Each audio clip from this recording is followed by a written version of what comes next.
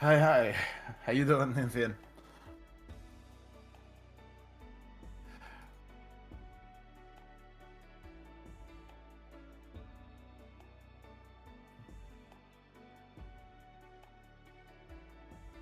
Actually feels good, not gonna lie. It's getting back to, you could say, to the roots. Um, Actually, it feels good moment, and I'm kind of keen to get to dig into it, especially after so many things happened in Southeast Asia and the way how now Airwolf finally managed to also get themselves qualified as well.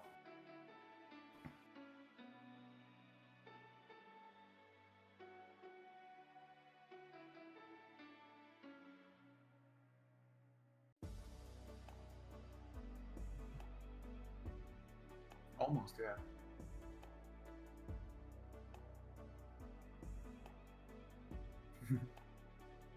Yeah. Yeah, it was kind of an interesting turn of events, really, how the way how Fnatic and Xavier played, and things really did get heated up there.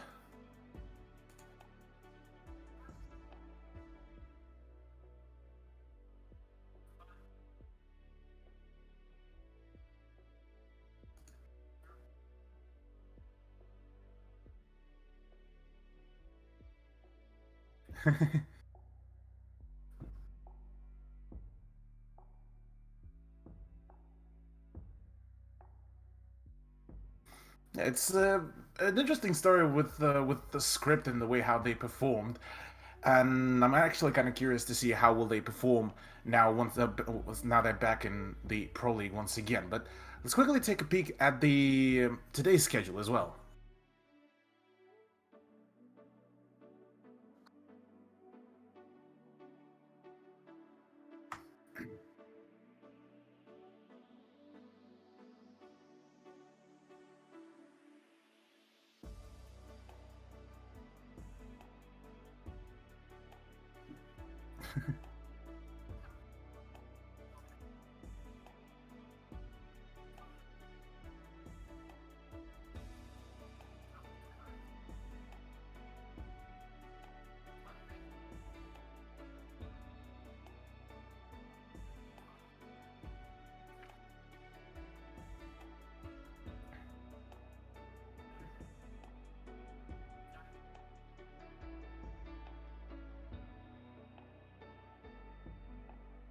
So get confirmed, like you mentioned before, old Xavier, they had a whole lot of stories all happening around them. The big probably players for me, well, from the older roster, Lycolis, Healthcare, Producer Boom are probably the top three that I would probably highlight as well. They have been performing quite well, and there is that infamous story about them pretty much training via the Go Force and ranked and getting good and then blasting through all the competition. But what about 200 degrees though?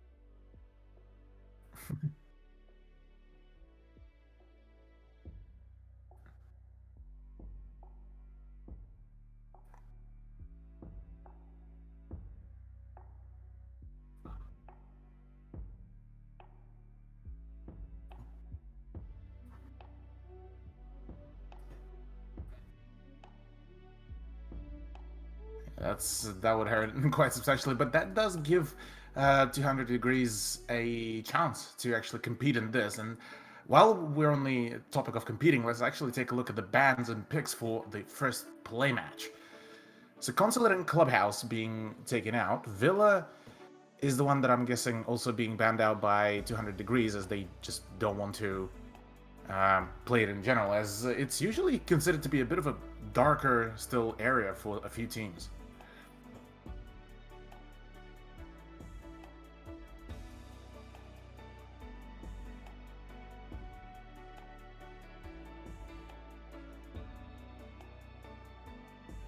Yeah.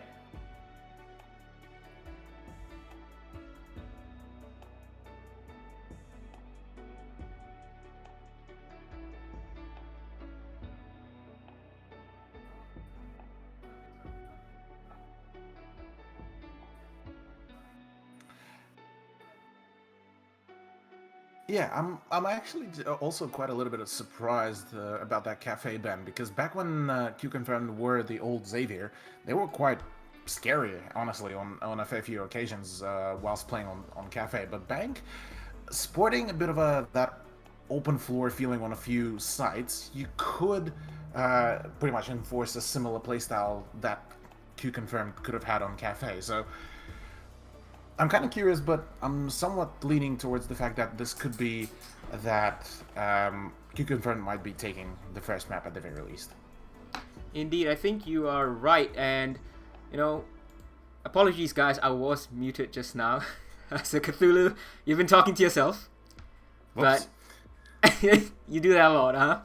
All right, sorry about that. But yes, we have been talking in great detail about Q Confirm and 200 degrees.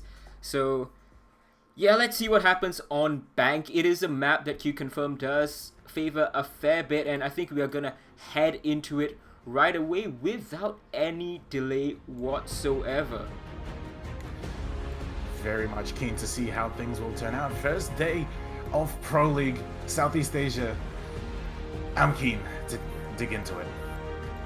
Alright, so let's see what we're gonna get for our bans right now.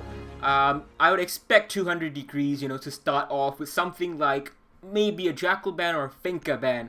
And I say Finka ban, it sounds weird, but look, Q Confirm and Xavier Esports, these guys love their Finka and they're pretty good at it. But okay, 200 degrees going for very meta ban and the very Southeast Asian meta that Aerowolf has kind of pioneered, the Hibana being banned out. Yeah, Hibana being banned out is something that pretty much disallows a fair chunk of flexibility for hard breaching, leaving you with only those up close breaches being Thermite and Maverick, which I'm actually quite curious to see who will get banned. And being Jackal, that would allow both of the teams, while they're going to be on defense, to have a little bit more of that flexibility for roaming in general.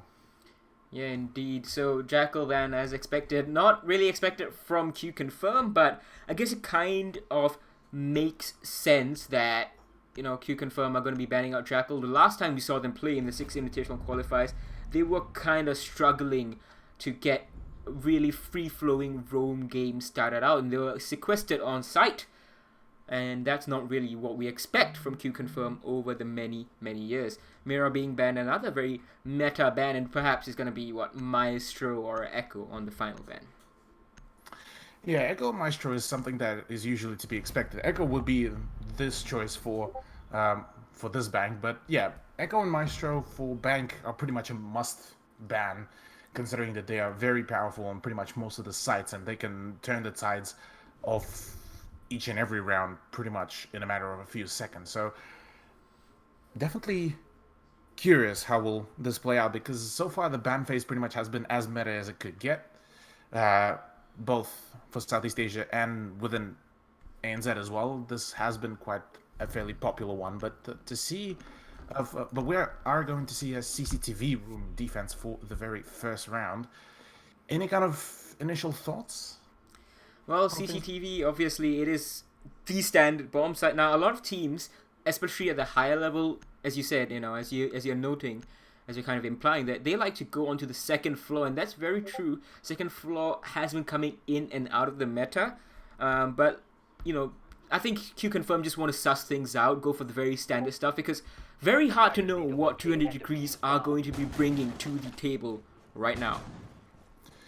Yeah, that is very true, but looking at their current lineup, I'm assuming that we might be seeing a somewhat fortified server stairs hold, and then some presence on the middle at the main staircase to see how things will go from there. Seeing as the hatch is being reinforced as well, so they will have that Ela to be playing out with that FO12, as well as that pulse relaying that information up until that hatch will be pretty much going down. Well, let's see what happens from Baroque.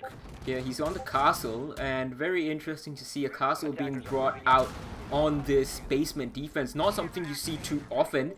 Hopefully it is going to be something new and something exciting, something that can really match up to what Q Confirm likes to play.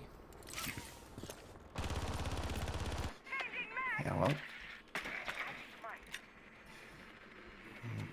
curious also to see how will they approach, because usually the way how usually teams end up failing the bank push, or at least the downstairs push, is just via the fact that they are going to go through a one-sided push. But this doesn't seem like it's going to be the way for Q Confirm for now. Well, let's see what happens over here now.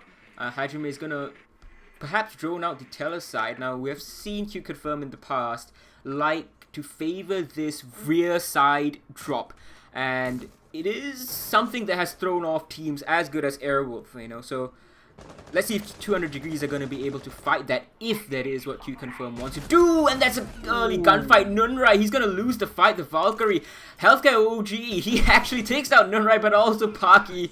And oh, that's one more. That's Jaeger coming in for the trade. That's Fast and Furious right now. Ziz is going to take him down. Very low on HP, but coming out positive on the man count trade.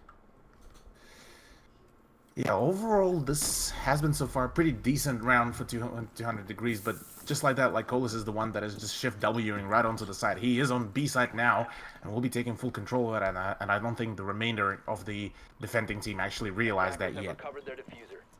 Well, let's see what Lycolis can do here right now. He's given his position away now, I mean, obviously by the camera. And TZK, he needs to start rotating with the rest of his team, but he seems to be kind of alone right now. And I'm not sure whether he can see the members. Surely they're in range. So he's going to start peeking around. And the plant's going to go down. Where is the rest of 200 Degrees? What is happening? Okay, the plan did actually stop, get paused and the push it start, but right now, oh, and very nice trade, actually. Baroque's the only man left alive right now, and a lot of stuff has happened. Hajime has the diffuser, and he's gonna peek around the corner, just as his teammate does as well. Producer Boom, the captain, collects the kill, and that's the first round on the board for Q Confirm.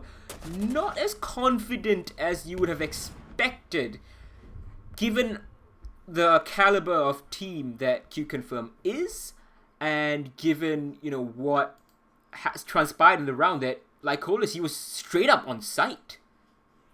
Yeah, the first rounds are usually considered to be a little bit shaky here and there, but it definitely was quite interesting on a fair few executes. Like you said, Lycolis getting pretty quickly on site and actually getting that early control. As well as that, I liked how coordinated Q Confirmed were. Like, whenever they would go for a peek, it would be a double peek. Especially, like, the prime example would have been that final kill cam, where you saw Zephyr and Thermite straight away peek at the same time. So, even if one of them would have ended up going down, there was already straight away a refrag pretty much prepared for it. But the way how Q Confirmed took top floor was a little bit shaky. I'm not entirely sold on it just yet, but it was nonetheless, it was still ended up resulting in a pretty good trade overall. Yeah, right, you are. Baroque's castle barricades didn't seem to play too much into the round, really. Yeah. And he's bringing the castle again.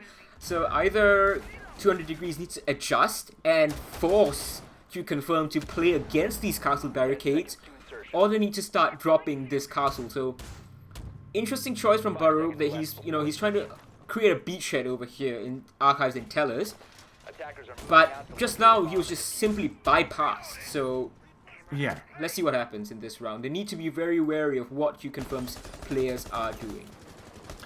Yeah, that's actually a very good point right there, Ewok, because that's what pretty much Q Confirm did. They just that Baroque had with the castle barricades, and just flat out from there won't ultimately breach anything. So here he does have a little bit of a change in the scenery, having a few punch holes here and there just to make sure that he would have some peaking potential. But I'm not too sure if UMP will be the right weapon to kind of contest all those angles. Well, whatever the case about the UMP, this is a very strong position that the Ella is playing. The F12 shotgun may be nerfed, but it's still one of the best operators you want to be holding over here inside of blue. Now Zist, he's gonna come to blows, and that's a first kill for him. Once again, mad advantage, thanks to Zist, in favor of 200 Degrees. But previously, they just couldn't capitalize on it. And Zist, where is he going? Why is he so tentative about his movements, not decisive enough perhaps caught in two minds, and he's going to take a lot more damage than he should have. Yeah, maybe a bit of a quicker rotation was in need, but Baroque just flat out runs into Lycolis and ends up murdering him with a headshot. Nicely done, as that will be guaranteeing at least a two-man advantage right now for 200 degrees. And that puts a big question mark right now for Q-Confirm as well. Yeah, not sure what Q-Confirm are doing then. They're going to get one kill, Healthcare OG. One of the best fraggers in Southeast Asia. He's going to take so much damage, but Paki is going to make it 3v3 as Zist is taken out. So Healthcare on very low HP, the three members of 200 degrees all in full. It's still fairly balanced, and let's see what Paki can do. There is one on the first floor, I believe, where Paki's finding him, and he has found him. That's a headshot. Nunrai goes down. 200 degrees just doubling down too hard on that first floor hold, even after getting that two-man advantage. At that point, perhaps it's just better to double down on site. And the hatch is empty? What? The hatch is unreinforced? That's a new, okay. 200 degrees? I hope this is a 200 IQ play.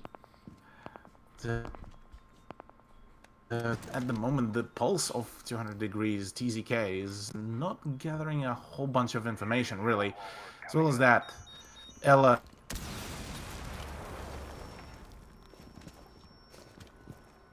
Now Producer Boom gonna drop in, take control of server room pretty easily.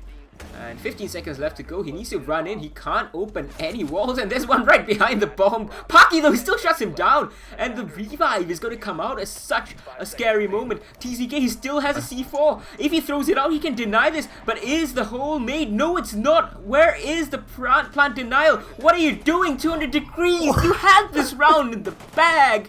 And you've thrown it away again. It's a 5v3 and it's 1v2 that still could have been denied if everything had been set up properly. 200 degrees are playing this completely off meta and they're playing it all wrong. Yeah, that was a bit of an unfortunate misplay there. Well, misplay is probably a little bit of an understatement even for 200 degrees. But, I mean, props to Q-Confirm as well, as they just managed to pretty much pick it all apart. They realized fairly early with all the mistakes that, hey, we probably should stop going for rushes, we should probably stop trying to contest one-on-one, and went in for the push, had the pretty much the two-man army at that point, being, I believe that was Healthcare and Pucky, and my goodness, that was still very well executed, even though considering that it was partially on 200 degrees for failing that round. Yeah. Whatever the case is, you can only overcome what's been put in front of you. And while 200 degrees didn't offer them much, Q-Confirm still did a pretty good job. So the pattern that's kind of emerging right now is 200 degrees early game, pretty strong, you know, their own game is pretty decent. Just the decision making after that is just horrible, and I guess the site setup is questionable as well. So let's perhaps maybe pay attention to what they're doing right now on this second floor bomb site. Yeah, second floor's site setup so far looking a little bit interesting to say. They might be enforcing a little bit more of that flexible two-floor defense, but as it stands, could work, but we've seen already 2 rounds in a row where Q-Confirm, even with a man disadvantage initially, were able to pretty much win over the whole round. So curious how a slight change of scenery for the rotations will work for 200 degrees. So they're clearing this from the basement as well as sending a drone in, Paki. Not too sure if that's the best use of time, but perhaps they know something about 200 degrees that we don't. We have seen some teams utilize that basement for safer rotates. We've seen it on Villa as well, where the basement is generally never used except under some rare occasions. Like Olis, he tried to get some long angles, repelling, not going to collect anything. Healthcare OG also follows off the window repel. Gonna put down a Claymore first before I presume going back up on it. Very tentative look coming out from Q-Confirm, the way they're looking, the way they're moving. Don't you agree, Cthulhu? Yeah, they seem to be quite wary about all the potential peaks and spots where 200 degrees could play from, but I'm curious about Zists. He has been the big player, the playmaker essentially for 200 degrees for both of those rounds, and he was the one that was able to get those unexpected kills. So we'll be expecting that he would end up opening up the round once again. Well, no early picks for 200 degrees this time around. No unfortunate team kills for healthcare also. So, all's good so far. They have about a minute to play with as they come into this bomb set. They've cleared out pretty much all of the rest of the map, and they're really knocking on the door of the execute at this point. Parky's going to hold the janitor doorway. No one seems to be playing inside it for now, and the wall gets opened up. This is not looking like a team that has been dominating Southeast Asia for every single season since Season 8. Yeah, it's they definitely seem to have a whole bit of hesitation, really, with how they execute. And with 45 seconds left to go, really, not a single frag. Things might start getting heated up pretty quickly. And usually when these kind of situations arise, it's when QConfirm may be able to fall through. Indeed. Now, Producer Boom, he's going to look into catching any flanks off guard, but that's going to be the first kill going in favor of 200 degrees. Immediately traded back by Parky, however. And now we're going to see Lycolis eating a Guma and trying to fight something healthcare. He's going to take down one. It's a 4v3. The plant is going to start to get attempted. Producer Boom, but Lycolis gets cut down from behind. Doesn't know where the shots are coming from. Minimalistic done one. Plant is going to be successful though. Healthcare gets one more. And QConfirm close things out. That is round 3 in the board for QConfirm, but didn't look too convincing. It seems like it's a very much of a recurring pattern here, Ewok. Seeing as there's 2 players remaining from QConfirm, one starts going for a plan, one keeps on covering. The moment plan is down, a few seconds pass, they win a round so far. It happened same in round number 1, round number 2, now on the top floor defense. So it's a little bit of an odd thing that is happening, really, because just for the sheer fact that they spend so much time droning out, trying to ensure that nobody's flanking, trying to open up the wall, and when it condenses down to say 40 or 30 seconds, that's when the main push, that's when the main action is happening. And not gonna lie, it gives me the flashbacks of season 6, season 7. Honestly, if you remember the APAC finals where Ainz pretty much it was their whole trademark. Oh yeah, Ainz versus Cryptic. I remember that too. Yeah, well, yeah, Cryptic. Back then it was, Cryptic, yeah. And if you remember Cafe, it was always 2 minutes setup, or 2.5 minutes setup, and then the moment it hits 30 seconds, all the breaches, all the hard breaches, all the pushes start happening, and amongst all that chaos, they were able to just perform well under that pressure, but only then. The moment they were cut off early, that was it. And it seems that QConfirm might be practicing somewhat of a similar play here, but I mean, as long as it works. As long as it works, that's right, they are still getting the points so far, but, you know, I have a fear for them that they might get lulled into false sense of confidence, because while this will work against 200 degrees, for some reason it's working, it's certainly not going to work against any of the other top 4 candidates, perhaps not even top 6 candidates. In my opinion, 200 degrees don't really stand too much of a chance, but, you know, early days, the season is still shaping up. Let's see what happens. But you're right, this is very much like the Ainz that we saw, especially that final round against Cryptic, where it was 15 seconds and they still won it on attack. Never forget. Yeah, never forgetty how upsetty spaghetti were for Cryptic. Nonetheless, to get back now to the present, for now, Q confirmed, nice, tongue-tied, are planning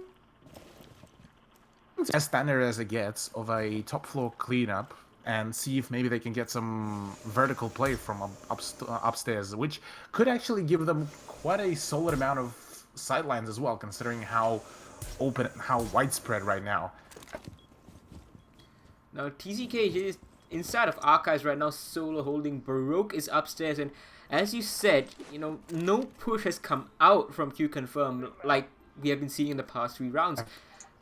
It's such a surprise because you need this second floor control to take over the bomb site below. That's how you really take the site. You get the vertical sight lines, force the defenders out of position, maybe get some frags, and then you execute.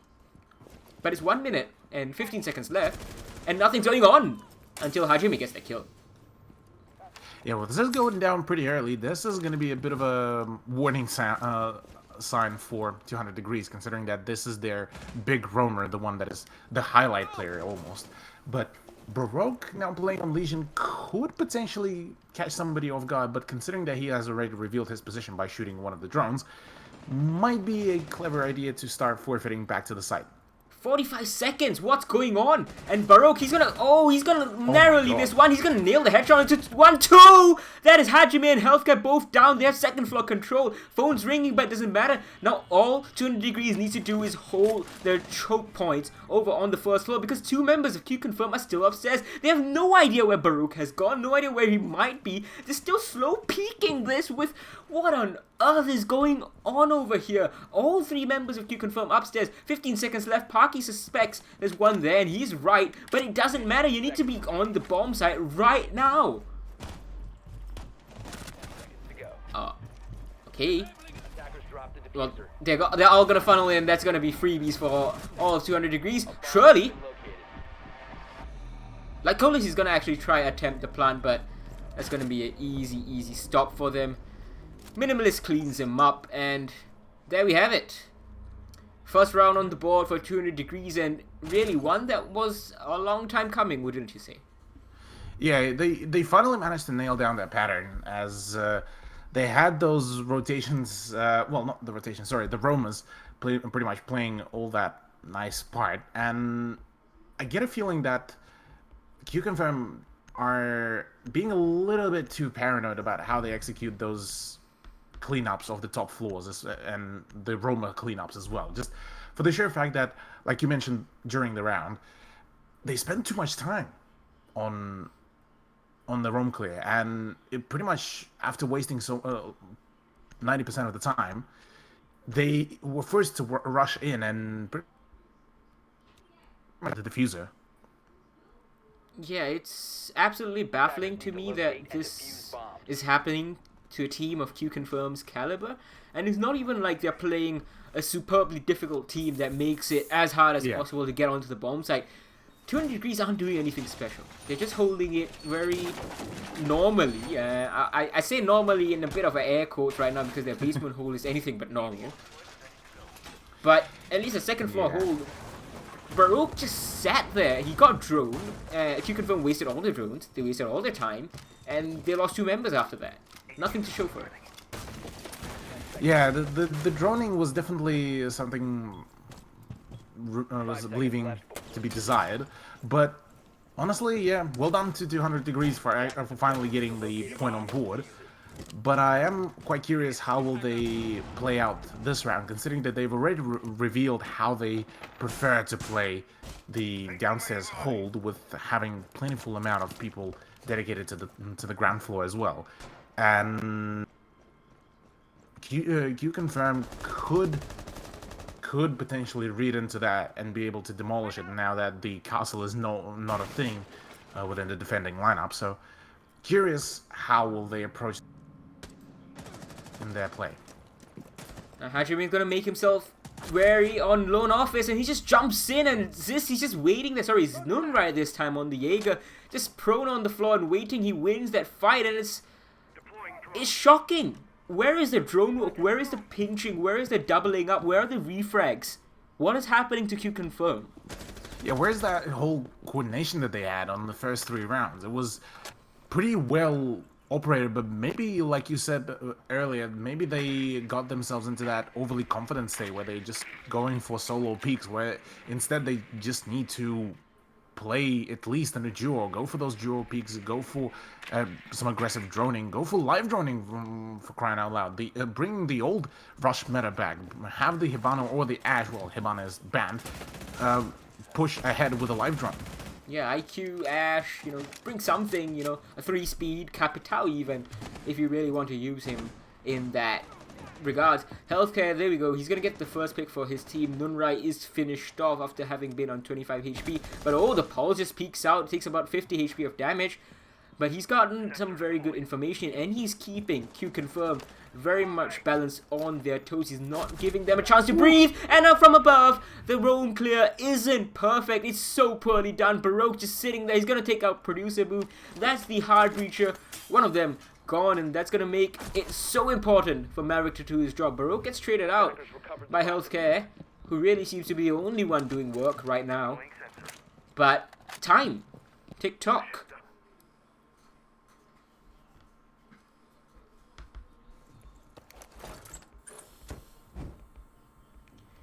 Maverick's gonna start getting... What? Wait, what? Parky! I looked away and Parky's killed himself by falling off somewhere. This is gonna C4 like Colis. And it's suddenly all up to Healthcare. He needs to ace this, essentially, in a 1v3. With 20 seconds left to go. He has the IQ, but there are eyes on him. They know exactly where he is. He's gonna start getting tased. He's gonna take out that cam. But it doesn't matter. The smoke is going to finish him off with a nice little headshot. And that is second round in the bag for 200 degrees. Paki, what were you doing? Yeah, I'm a little bit questioning on that. What happened with Paki there, and just overall coordination seemed to have completely gone somewhere else completely for Q Confirm. The moment we started praising them and remembering the old times of Xavier when they were pretty much dominating the Southeast Asian scene, this seems like this is just the remaining embers of that fire. Yeah. As it stands, because you also mentioned before, you mentioned before that 200 Degrees are one of those teams that managed to get into Pro League by a miracle. 4th in the Challenger League, and got in really because of this ban from Pro League. So this rings a bit of an alarming bell to me, honestly, here. Honestly, it's not looking good for Q Confirm at all. This is the lowest seeded team in Southeast Asia, and Q Confirm, going by last season, going by every season, Season 8, Season 9, Season 10, they're number 1 in Southeast Asia. Of course, you know, recently you might argue, obviously, Airwolf are the kings of Southeast Asia, and I think I'm well inclined to agree, but by the Pro League standards, by just Pro League in Southeast Asia, Q Confirm needs to be number 1, and whatever we've seen across these 5 rounds, even the 3 that Q Confirm won, are certainly not number 1 in Southeast Asia caliber. Yeah, it's definitely is far from it. Oh no. Oh boy. I'm not sure if he's gonna call for a rehost. So he's called for a rehost. Let's see whether it is approved. We're gonna just, you know, let the admin settle it. But unless something is said by the admins, we're gonna assume that the round is going to be played out. Yeah, it's definitely quite unfortunate considering how Q Confirm has been performing in the past few rounds. And with them changing things up quite substantially lineup-wise, bringing in a Blackbeard and Ash, this might work, honestly. It's gonna be a rehost. So we're gonna bring ourselves back to our beautiful, beautiful faces right now with the Southeast Asian stream upgraded to webcams for Season 11. Hello there! Hello. Right, so... Honestly, so far, I'm feeling that this is going to be quite a spicy Pro League, because imagine this kind of a turn of events. 200 Degrees, qualified by a miracle into Pro League, and end up pretty much busting through the whole of competition, getting to top 3. Yeah, how would you feel about that? That would be absolutely amazing to watch, you know, because Q can, especially to start off the season, if they get points off Q Confirm, my goodness, that will be amazing, because that will signal to everyone else in the scene, you know, that one of 2 things: either 200 Degrees, these guys are insane, right? But yeah, I don't think that's really looking the case. It's more looking the case that Q Confirm are just washed. Could be. It's still fairly early to say, as it's just the first day of Pro League, first play match for Q Confirm as well after the invite all the qualifiers. Yeah, but like, you know, that's kind of like an indicator, isn't it? I mean, that is true. Yeah, this could very much be the indicator. If I reckon I wouldn't make any hasty decisions just yet if it's going to result in, say, a draw or something for the first map. But if QConfirm will end up losing this map and potentially the second map, yeah, the debate about them being washed kind of starts getting a bit more realistic. Yeah, I mean, well, it's hard to say what exactly has started going wrong for Q Confirm. Yeah. That's the funny thing, you know. They finished off season 10, very strong. You know, they went to the APAC finals. They couldn't quite do it. Fair enough, you know. They fought a very very good Wildcard Gaming, one round away from beating Na'Vi, of course, the eventual Pro League champions. So up until season 10, the close of season 10, the very final game they played, they look fine. They look perfectly fine. What do you expect from number one in Southeast Asia? Off season, I don't know whether it's like the whole change in organizations, whether it's the whole change in the roster, you know, Scatman or Baby Pig going to the new Xavier and then them bringing in Funlex and Parky and whatever is going on behind the scenes. I'm not too sure, but it doesn't look good. It doesn't look like it's gone well at all. Honestly, so far, Parky has been actually playing pretty well, all things considered, within the current QConfirm roster. It rather just feels just like overall coordination seems to be having a bit of a problem, because on the individual level, Healthcare still seems to be sharp as ever. Parky seemed to have had a fair few good rounds. Producer Boom as well. And it just feels that when they try to have that coordination going for themselves, straight away after round number 3, it seemed to have completely fallen apart. So I'm rather begging for a question is maybe they haven't gotten enough practice within a team, or maybe they haven't played enough bank. Who knows? I mean, perhaps that's the case, but like I remember fairly certain that they have been playing a fair bit of bank. That's a funny thing. The bank should be perfectly fine. They've played it against Wildcard. They played it against Airwolf countless times. They played it against the other teams in Southeast Asia. All these things, I believe, should be adding up to give them that kind of edge. And of course, their LAN appearances, they should all be adding up to allow them to figure out what exactly is going on over here. But actually, even the Southeast Asia invite calls, to be honest, they weren't terrible. They weren't looking like number one in Southeast Asia anymore. Fair enough. You know, they lost to Script. Yeah. Did they almost lose to Script, or they lost to Xavier? They almost lost to Script, and so stuff happened. But they were still looking like they're going to be up there. This today, that's completely out of the blue. Maybe they're having an off day. Yeah, maybe it could be an off day. You never know. We did see a fair few teams here and there, even in EU, NA, even like say even ANZ, where a team that usually is expected to win pretty much 99.9% of the time ends up getting completely thrashed. We saw that happen last season, even the infamous the last playday of ANZ Pro League, where it was Oddity versus Fury, exactly. where it was full on. Pretty much everyone expected that Oddity will win 2-0. They're gonna go to the LAN. They needed gonna 1 point, compete there, and they didn't. They end up missing out by a map. They lost a single map, which allowed Wildcard to actually get into the APAC LAN, and this could be the very a similar thing. Just not a good day for QConfirm. Somewhat decent-ish day for 200 Degrees, where they managed to maybe nail down some sort of a pattern against QConfirm, or maybe it's just QConfirm that are experimenting with some plays or some strats. We wouldn't. I doubt that we will know 100% sure up until we'll either talk to the players or even just listen to the comms, maybe. Well, I believe the comms are in Thai, Cthulhu, so unless you're up for learning a new language, I don't think we are going to be too much of help. But yes, I think you're right. We're not really going to know what's going on. It's so hard to know when you're having a third-person perspective. Even though we are casters, even though we talk to them a fair bit, even though we're so involved in the scene, at the end of the day, we are just speculating. just like everyone else, we are still speculating, trying to figure out what's going on, trying to get a handle on why this sudden drop-off has happened.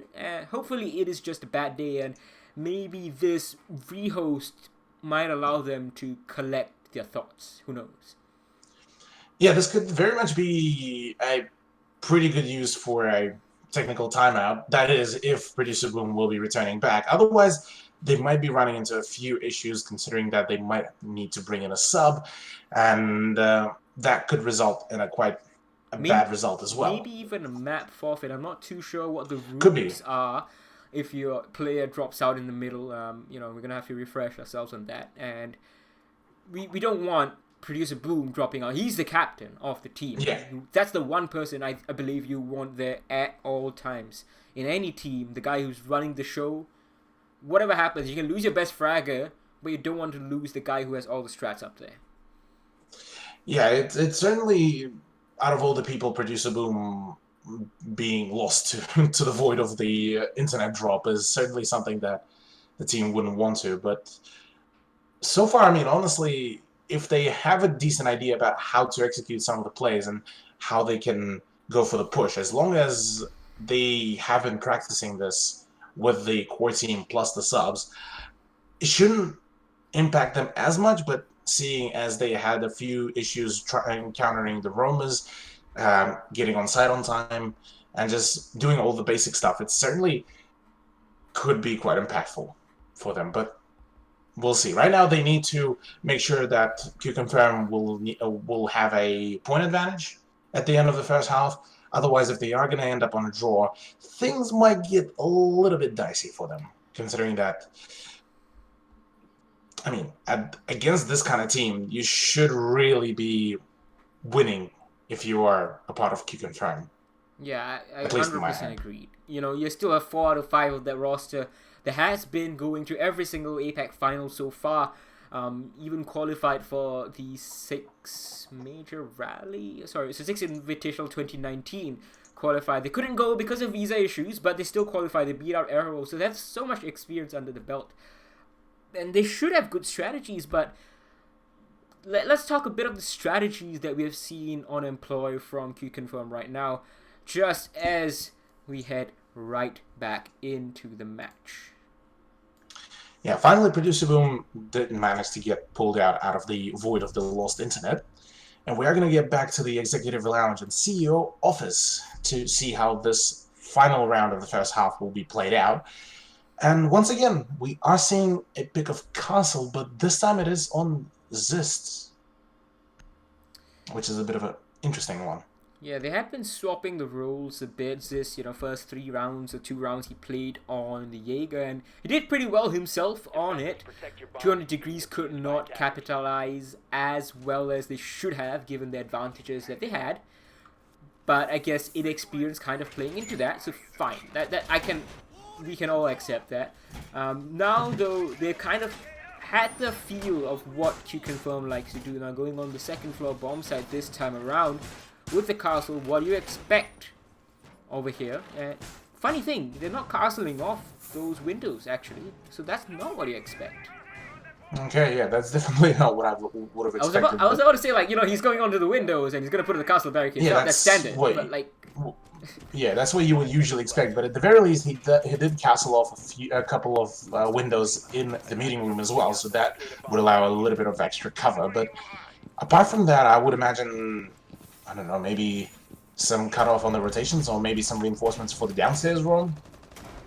Oh, I certainly hope so. Now, Impact Grenade is going to go out, create the open holes. This is the same setup that they used just now, and they almost won it out, but the plant was going down, and once the plant went down, as you said, Cthulhu, it was all over for 200 Degrees. It just fall apart in the post-plant, it seems, getting too aggressive, too caught up in trying to retake the site, perhaps. Lycolis is on the Ash this time around, so we talked about perhaps QConfirm needing to bring the Ash being live drone in, but that's not happening right now. Hajime, he's brought the Blackbeard instead. Yeah, bringing in a Blackbeard is definitely something that QConfirm could maybe use as a reinforcement for the firefights, considering that they also brought in an Ash, like I pointed out before we had a rehost, but I'm curious how will this play out, because this definitely could mean that they might be going for a little bit more of an aggressive approach, and this could be the solution that they need right now against 200 degrees as well. I think you're right. The aggressive play is probably the best, but look, we're talking about aggressive plays, and it's half the round that elapsed already. Yeah. Zist is still just sitting here in banana. There's no pressure from parking. Is he gonna get punished? No, Lycolis is no longer on the rappel. There is Evil Eye also looking into Grand Lobby, so TCK God is able to inform his teammate that, yep, you're gonna be pretty safe. Oh no, that's second Ash charge just wasted. The ADS eats it up, and I think that means the Evil Eye is going to persist. Oh boy, this is not a good start right now for Q-Confirm as well, considering that both Ash charges, like you mentioned, are gone, and there's still plenty of roamers, and none of them are really damaged at all. Yeah, Baroque is also just sitting here, just generating some goo mines. The walls finally get opened up, 50 seconds to go. Paki, he's very, very concerned about this guy sitting, this Legion, just waiting for him. There's a rotation hole as well, and Paki's just gonna get shut down, peeking from the window. Baroque playing this absolutely perfectly. Zist picks up one more. 30 seconds left to go. Q-Confirm are just stuck. They are stuck indeed, and with no attempt at even refragging, we'll be just going down pretty quickly as well. There's another kill from the very same spot where Thatcher died as well, not keeping an eye out on that double window, and there it is, a flawless round to round out the first half, ladies and gentlemen. 200 degrees seeming to be making a bit of a comeback here. 200 degrees seem to have figured things out. Even in the first 3 rounds, as I was saying, there were times where I was looking at what Q-Confirm was doing, and I was like, are they really going to be able to win this? And they did, and I'm like, okay, fine, it's against the 4th place Challenger League team from the previous season. But if you block out the names of everyone right now and you ask me, which is the Challenger League team, which is the Pro League team that has been dominating Southeast Asia, I would tell you the Pro League team is 200 degrees, because the last three rounds, they've just absolutely turned the screws into Q-Confirm's attack. Yeah, they were able to completely out and deny any attempt at pushing for Q-Confirm, and that was a very well executed one as well. It was also based off the fact that how poor the push by Q-Confirm was and how much time was wasted, but nonetheless, it's still very well played. But I am curious now, how will Q-Confirm respond on the defense, considering that usually people would see that defense is considered to be a bit more of a favored side all around on most of the maps. So, curious how will 200 degrees now approach their offensive part with the lineup that is seeming to be quite favoring the roam clear and the flank watch as well. Now, if we look at the way that Q-Confirm played through the Southeast Asian qualifiers for the 6th Invitational, I think they're gonna be a bit on shaky ground. You know, not just because of this match, but also previously. Their roam game has really not been the same as well. That was the first things that you notice. They were playing very conservative, very close to on site. They were giving free real estate to the attackers every single time, and a lot of times it worked somehow. Sometimes they tried to aggress, and usually they got shut down. Particularly obvious in the Xavier esports game. Now, let's see what happens over here. It's a very aggressive lineup with the DoKB and Lycolis. He's just gonna lose his gunfight. So, similar things. Losing your gunfights right from the start. Yeah, outright losing this and losing such ground in the open area is certainly not what you want right now. And albeit that utility-wise, there's not a whole lot of damage has been dealt, but losing Valkyrie this early is far from what you want right now.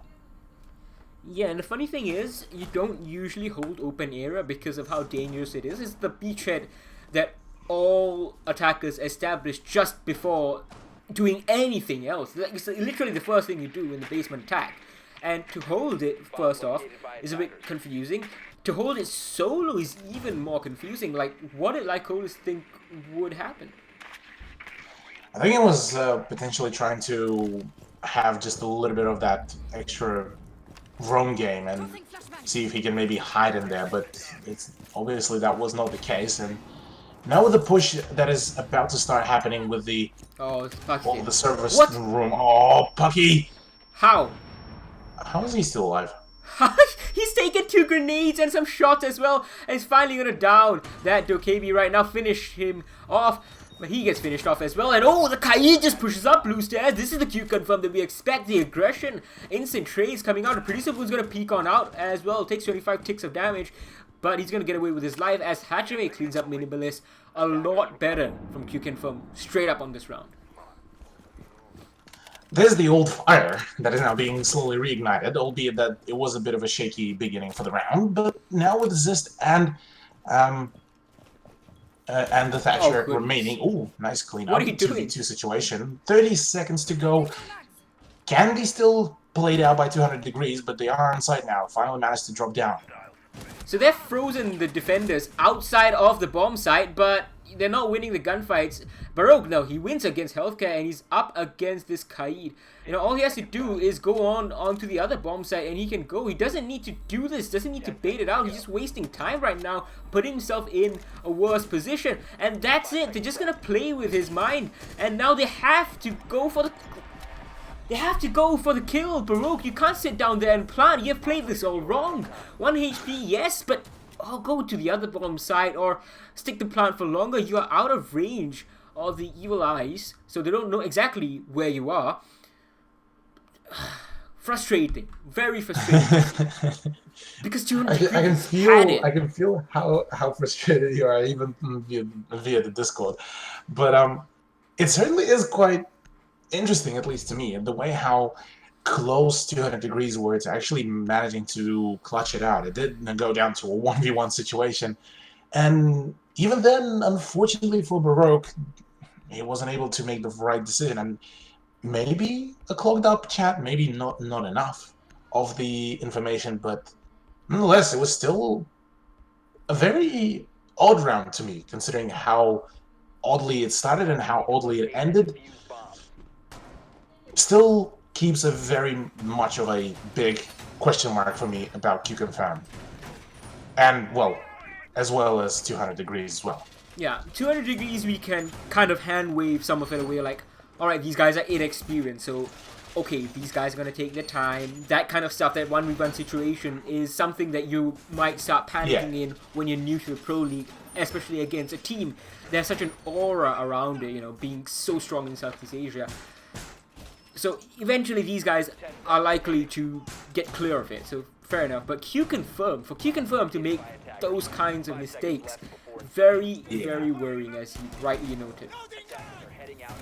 It's certainly a bit worrisome, but I mean, at this point, if they are able to gain, say, a 7-3 win while on their defense, it probably won't be as bad of a showcase, but it certainly would be a bit concerning for any future matchups. But as it stands, Nunrai is going to be the one to take a quick peek at the Skylight to the south and just make sure that none of the rotation holes are left unchecked.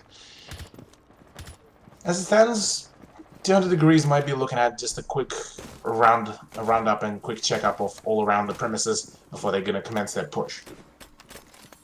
Now, Paki has brought the dock to the double ACOG setup right now from Q Confirm, and it's a stronger hold because on the second floor, you don't get as much of a license to roam, especially now that Zists, he's bringing the Nomad.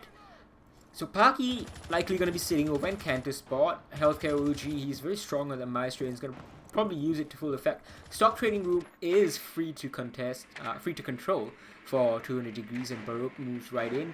But there are evil eyes looking right at him, and I'm not sure he's going to use an EMP to try to destroy it. Yeah, there we go.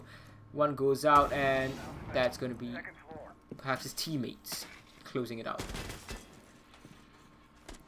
Yeah, well, for now, with the heat starting to rise up, or Hajime, if only he knew that he had the sights dead on one of the attackers. For now, though, it is like always that he's getting bullied with all the flashbang grenades, and we'll be using one of his remote gas grenades to make sure that the push is somewhat slowed down. But as it stands, with all the stuff that is happening right now, his position is pretty much expendable, and he needs to just get and dish out as much damage as possible. Like Coles is just pre-firing into nothing right now. Oh, the Evil Eye's still up somehow, and oh, the peek out comes, and that is this getting down. He's gonna get finished off as TCK has picked up Producer Boom, so not too bad for 200 degrees. They've got the wall open, but Baroque falls. Nunrai takes so much damage, and Healthcare finishes him off as well, and suddenly this round has essentially fallen apart for 200 degrees. Lots of shots gonna come in, forcing that player to go prone from Q Confirm, but nothing appreciable for 200 degrees right now as you tick down to the final 30 seconds. Yeah, with barely any time left, they need right now to go right in for that aggressive push. They have a two-man disadvantage, and it is not doing them well at all. That position from Healthcare is very powerful right now, and I don't think that they are able to contest it in any shape or form. Baki to get a better of TZK, and now Minimalist with the attempt to stand up won't be able to get pretty much any closure at all. Not even an exit frag for him, as Q Confirm takes one more round, makes it 2 in a row. So the pattern of this game really has been streaks. 3 that we saw Q Confirm win at the start, and then 200 degrees wised up. They won 3 back, and after the role swap, it's been the Q Confirm show. The question is, are we going to get to 6-3 and then start seeing 200 degrees start an absolute march back up? I mean, could very much happen, but keep in mind that for a fair few teams, defense is the much more preferred choice compared to offense. So if 200 degrees had a fair few hiccups on the defense, I would be expecting much more hiccups on their offense. And with the way how they've played it out so far, it was pretty much a complete roll.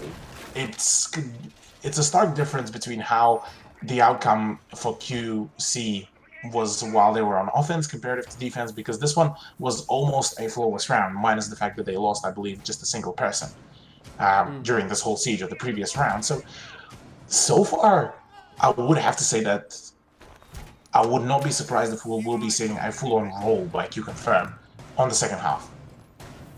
Yeah, let's see what happens, because you're right, but they still will have to go back down to the basement if they win this, if they go to 6-3, and basement was the site that really should have been 200 degrees, and I'm sure they'll be pretty unhappy with the fact that it came down to 1v1 and they couldn't capitalize, because that could have forced Q Confirm to repeat their bomb site, perhaps allowing 200 degrees another win, maybe putting them back into the game, maybe in the lead. Whatever the case, it is what it is. 5-3 right now. Archives tell us, usually seen as the weakest of 3 bomb sites over here on Bank. Let's see what 200 degrees can make of it. Hajime is going to be holding the... Whoa, that's an early gunfight, and Baroque somehow loses that despite getting the shots initially. I think couldn't control the SMG-11 spray, and Producer Boom just turns around and slaps him right back down. Man, that's a bit of an unexpected turn of events, but as it stands, well done for Producer Boom to actually be able to get the frag onto him. Oh. But with a nice shot from Ziz, he will be shot down pretty much. He has eyes on sight! Healthcare gets taken out as well. That's a nice little headshot from Ziz, and this decision, it's a confusing one. Like, Lycolis does trade back onto Minimalist, so still a 3v3, but Cthulhu, that those eyes on sight that the Nomad has right now, the whole setup seems to have been contingent on Producer Boom staying alive and denying that. It could have been sideline. Well, yeah, it could have been, yeah. As well as that, they probably should have had at least another person to reinforce and help, considering that Producer Boom was quite low on health. So any kind of firefight would have been at a massive disadvantage. But as it stands, 3-on-3, still a minute and a half, so plenty of time for the attackers to go for. But TZK might have a very nice sideline to be opened up pretty soon if he does decide to take hold in the kitchen. So this solo roam really is something that we touched on earlier as well, and it's an open area just now on the basement defense. Lycolis was just sitting there alone for some reason, and now we saw Producer Boom doing the same, just sitting there alone for some reason. It's not been too much of a loss here in both occasions. very lucky for Q Confirm, but better teams will capitalize on it, and Q Confirm might get the points here. I think they're certainly on course for 1 point right now. And oh, like Kohli's gonna take so much damage and lose his life as he drops down. It's an ill-advised rotation as TZK capitalizes, and he's gonna get the wall opened even further now. And with Paki now trying to delay the push, he might just have the right loadout for this Hajime to take out Ziz, so now that leaves him in a 2v2 situation. So could very much work out, but with 20 seconds pressuring the attack, this might be a few really bad made decisions. Hajime to take out TZK now, leaving ult to Nunrai. Things might get heated up as well in here, as right now, with 8 seconds to go, he needs to go in for the push. He needs to control that recoil, but as it stands, will be taken out by the roam of Hajime once again. Q Confirm on a match point. So a good recovery from Q Confirm after the whole second half of their defense, of their attack, kind of started falling apart. But even so, it is not something that's entirely filling me with confidence. It's 100%, I think, enough to take the 3 points on bank at least against 200 degrees, but against teams, even like the 7th place team, or rather 7th seeded team, Team 1122, who we're going to see later on, I think they would steal the 3 points away from Q Confirm if they face them right now. Yeah, at this point, it's definitely seeming like Q Confirm could be falling to some of the lower end teams within the Pro League, but I wouldn't be outing them full on, at least just yet, due to, like we mentioned before, this could be one of those days when it could be one of those days when they're just having a bad day and just not being able to perform well enough. Hopefully that is the case, because we hate to see all these giants of the scene kind of start fading away. We've already started seeing that in Europe, especially, that's a bloodbath. And it's not as quickly happening here in APAC, but it happens slowly. Let's see whether they can arrest the slide and close out this map. On the basement defense, last time around it came down to a 1v1 that Baroque should have won. It should have been at least a 5-4 right now, if not a 4-5 the other way. Hajime gonna provide one of his ADSs here, the standard hold you would expect over here inside of Blue Stairs. Now last time around, we had the smoke holding this first, and then Producer Boom came up right away to reinforce him and make the trade. We talked about how this is what we expect from Q Confirm. Let's see whether they can repeat that, or whether 200 degrees are going to try and circumvent that somehow. Yeah, well, we keep talking about what we usually expect, but so far, this whole matchup has been anything but what we've expected, honestly. At least to me, with the way how things have been going on a fair few sites, with the way how close some of those rounds were, and how unpredicted the outcome was, considering that 200 degrees should have had a fair few of these rounds in their favor, and if they would have played their cards right, this could have been right now on a draw.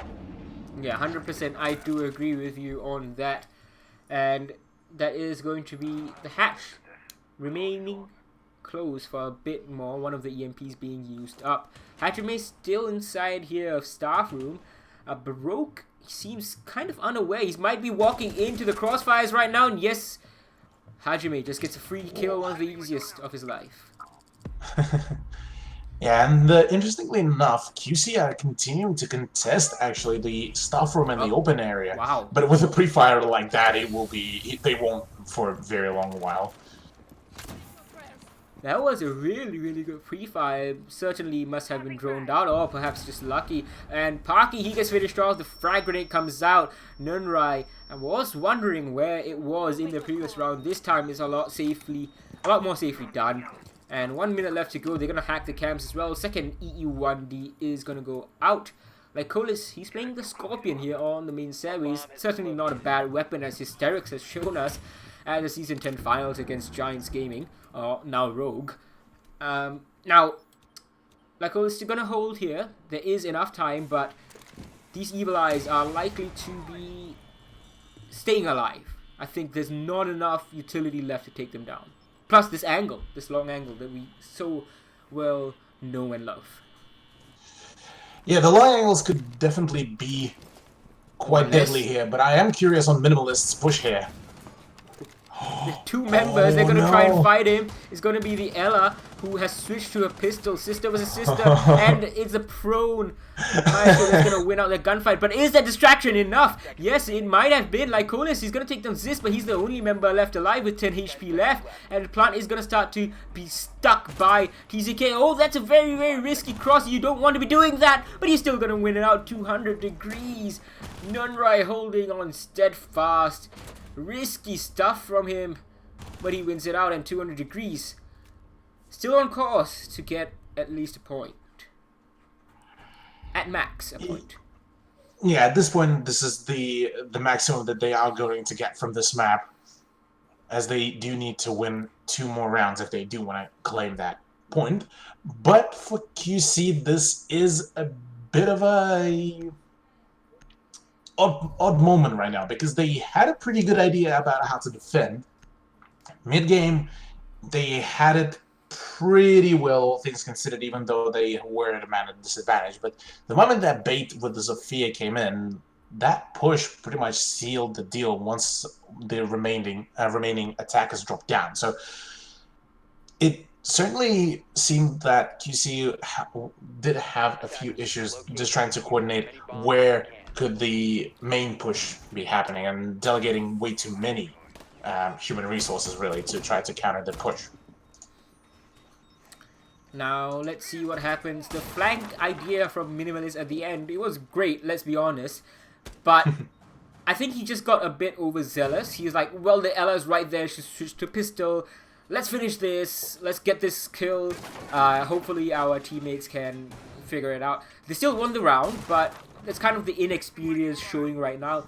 Q-Confirm don't have to do terribly much to hold on for the 3 points.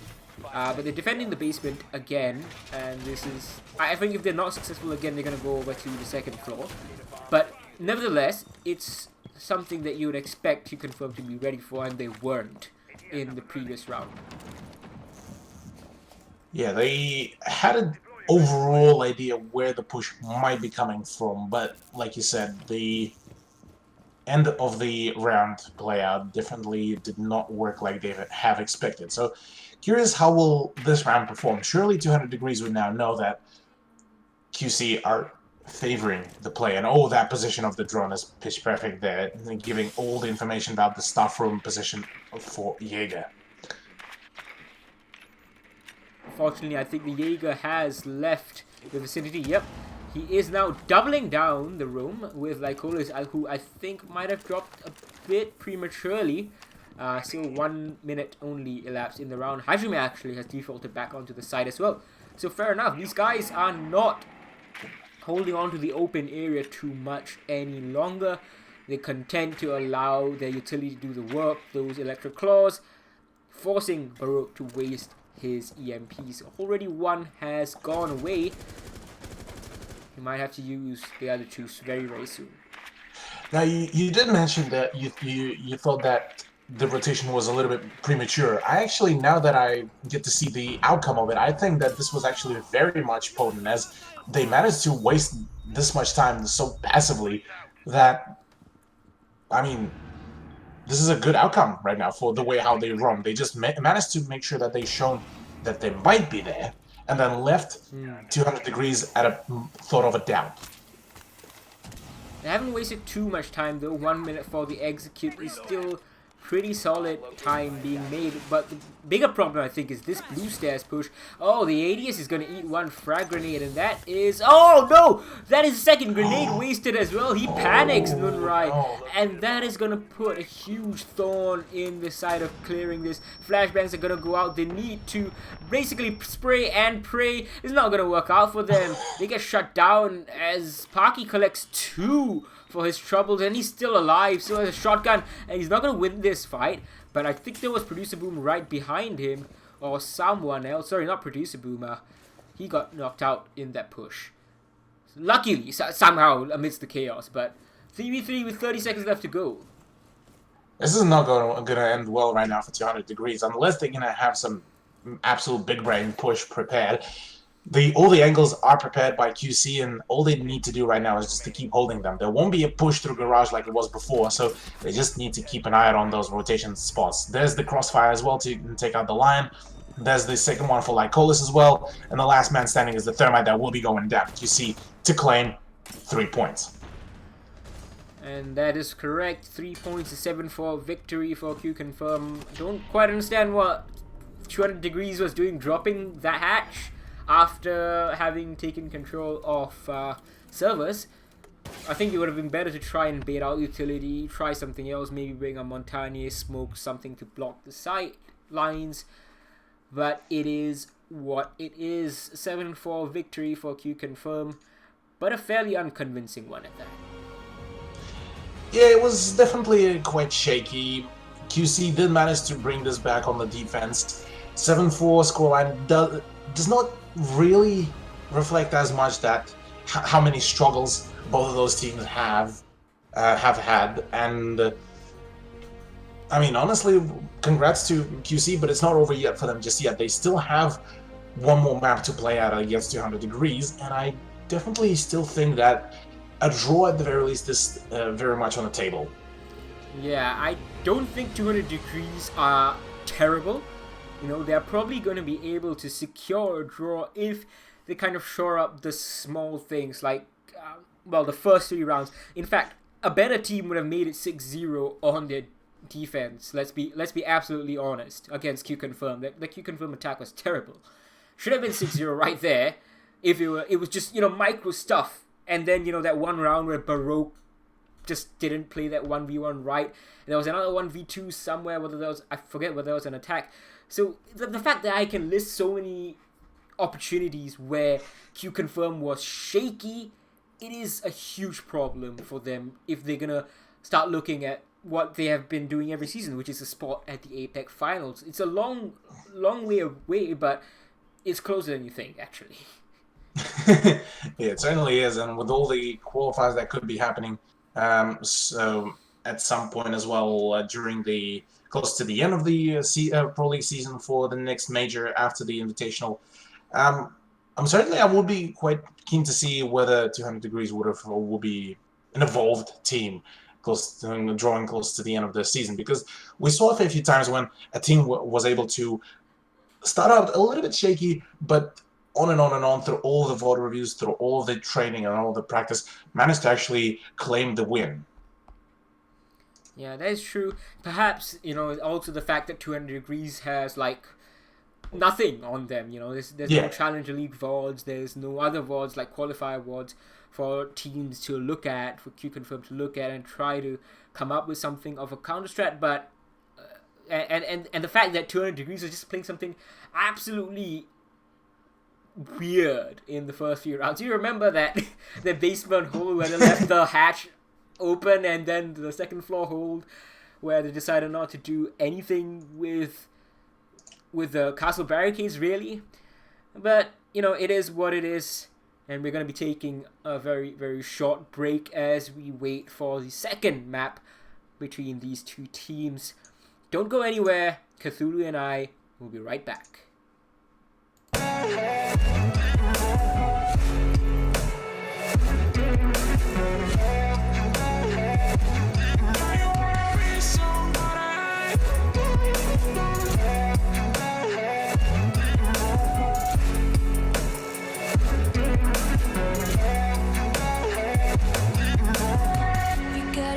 Then you better use it. Tell yourself day after day it's time to prove it. No days off, keep the hustle moving. Wanna see you be what you wanted to be, prove it. I know I sound crazy to the ones who said oh. I know I empower those who dream like me. I know I sound crazy to the ones who said oh.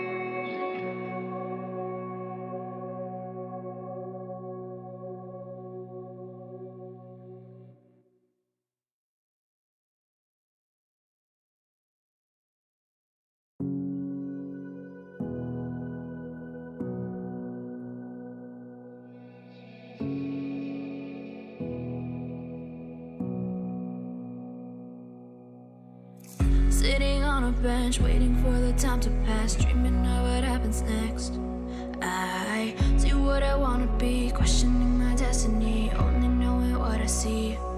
I don't even realize I've already made a path, and I can change it anytime. I can't take it back. I know what I want, but it seems so damn far away. I know I sound crazy to the ones who said oh. I know I empower those who dream like me.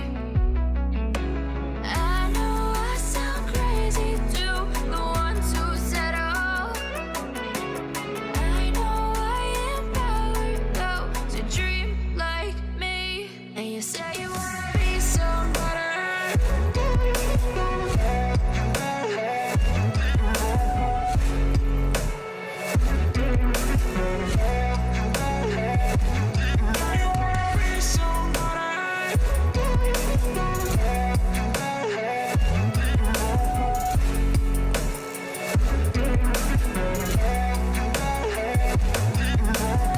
You got a voice, then you better use it. Tell yourself day after day it's time to prove it. No days off, keep the hustle moving. Wanna see you be what you wanted to be, prove it. I know I sound crazy to the ones who said oh. I know I empower those who dream like me. I know I sound crazy to the ones who said oh. I know I empower those who dream like me. And you say you wanna be somebody. You say you wanna be somebody. And you say you wanna be somebody. And you say you wanna be somebody.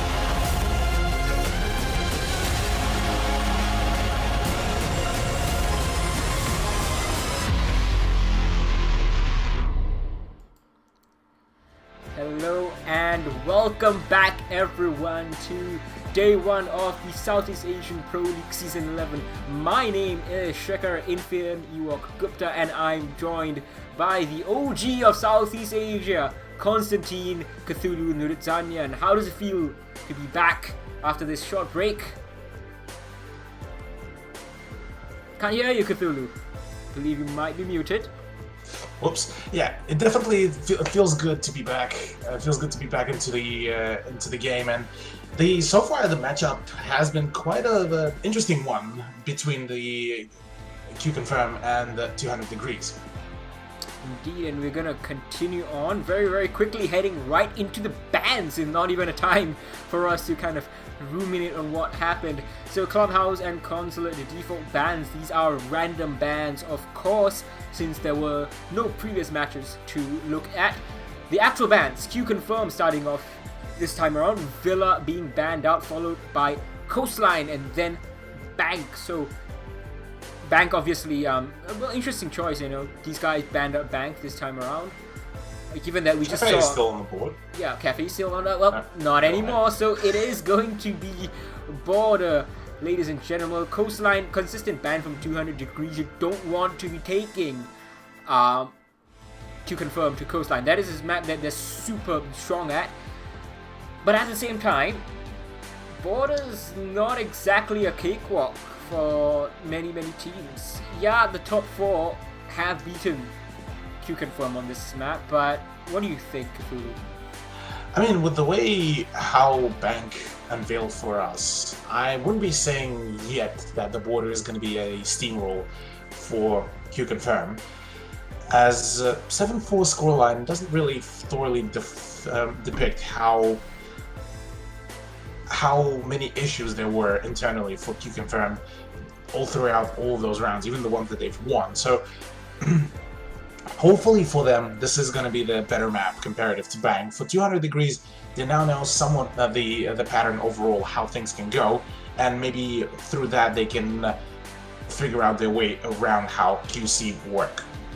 Yeah, it's going to be important, as you said, that 7-4 is rather flattering to Q-Confirm, but let's see what happens on board a map that they really should be a lot more comfortable on. We're going to head into it right away. We are running on a very nice schedule indeed tonight. And let's see, first round of Border, we're going to have Q-Confirm starting off on defense on a map that sometimes may be considered to be a bit more attack-sided. It could be very much attack-sided. We'll have to see how things will go from here, but 200 degrees to be starting out on attack could be quite curious about how they're going to end up playing this out. But the first ban to be is Capitao, as QC do not want to deal with any of that area denial by the Brazilian operator. Indeed, it's a very strong operator on pretty much every map, but on Border in particular, for example, if you are playing behind half wall over here, then, well, say goodbye to your position because the flames will burn you out, even box. And then, of course, a Nomad ban follow-up by 200 degrees. It's an interesting choice given the fact that they were using Nomad so much themselves just now on Bank, but perhaps this is where they want a lot more aggression, a lot more jump outs. They don't want to be punished for it. They only want to be dealing with claymores, if any.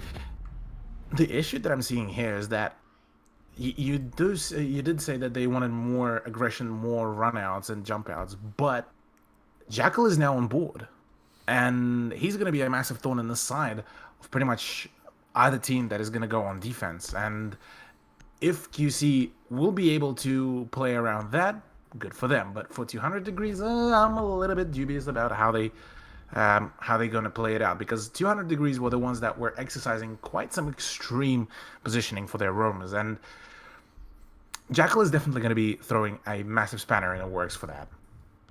Interestingly enough, though, the last ban was a Pulse. It's not a ban you see too often, but we have begun to see it a bit more here in Southeast Asia, and that ban, of course, it came from the defenders Q-Confirm. So they themselves don't really seem to be too interested in playing that Pulse. They're more worried about having to fight that vertical gameplay, although in my opinion, the operator that you need to be a bit more wary of over here is Valkyrie. You know, she can throw cameras outside, she can throw them on site, she can play that vertical game just almost as easily or even better than the Pulse can. So who knows? Let's see what we have on offer over here as we head into this first round with no sixth picks. Defenders, protect your bombs from being defused by... Yeah, no six picks, pretty much going to be guaranteeing some pretty straightforward play. But interestingly enough, what is not straightforward is the first side that is picked, Vents and Workshop, rather than what we pretty much usually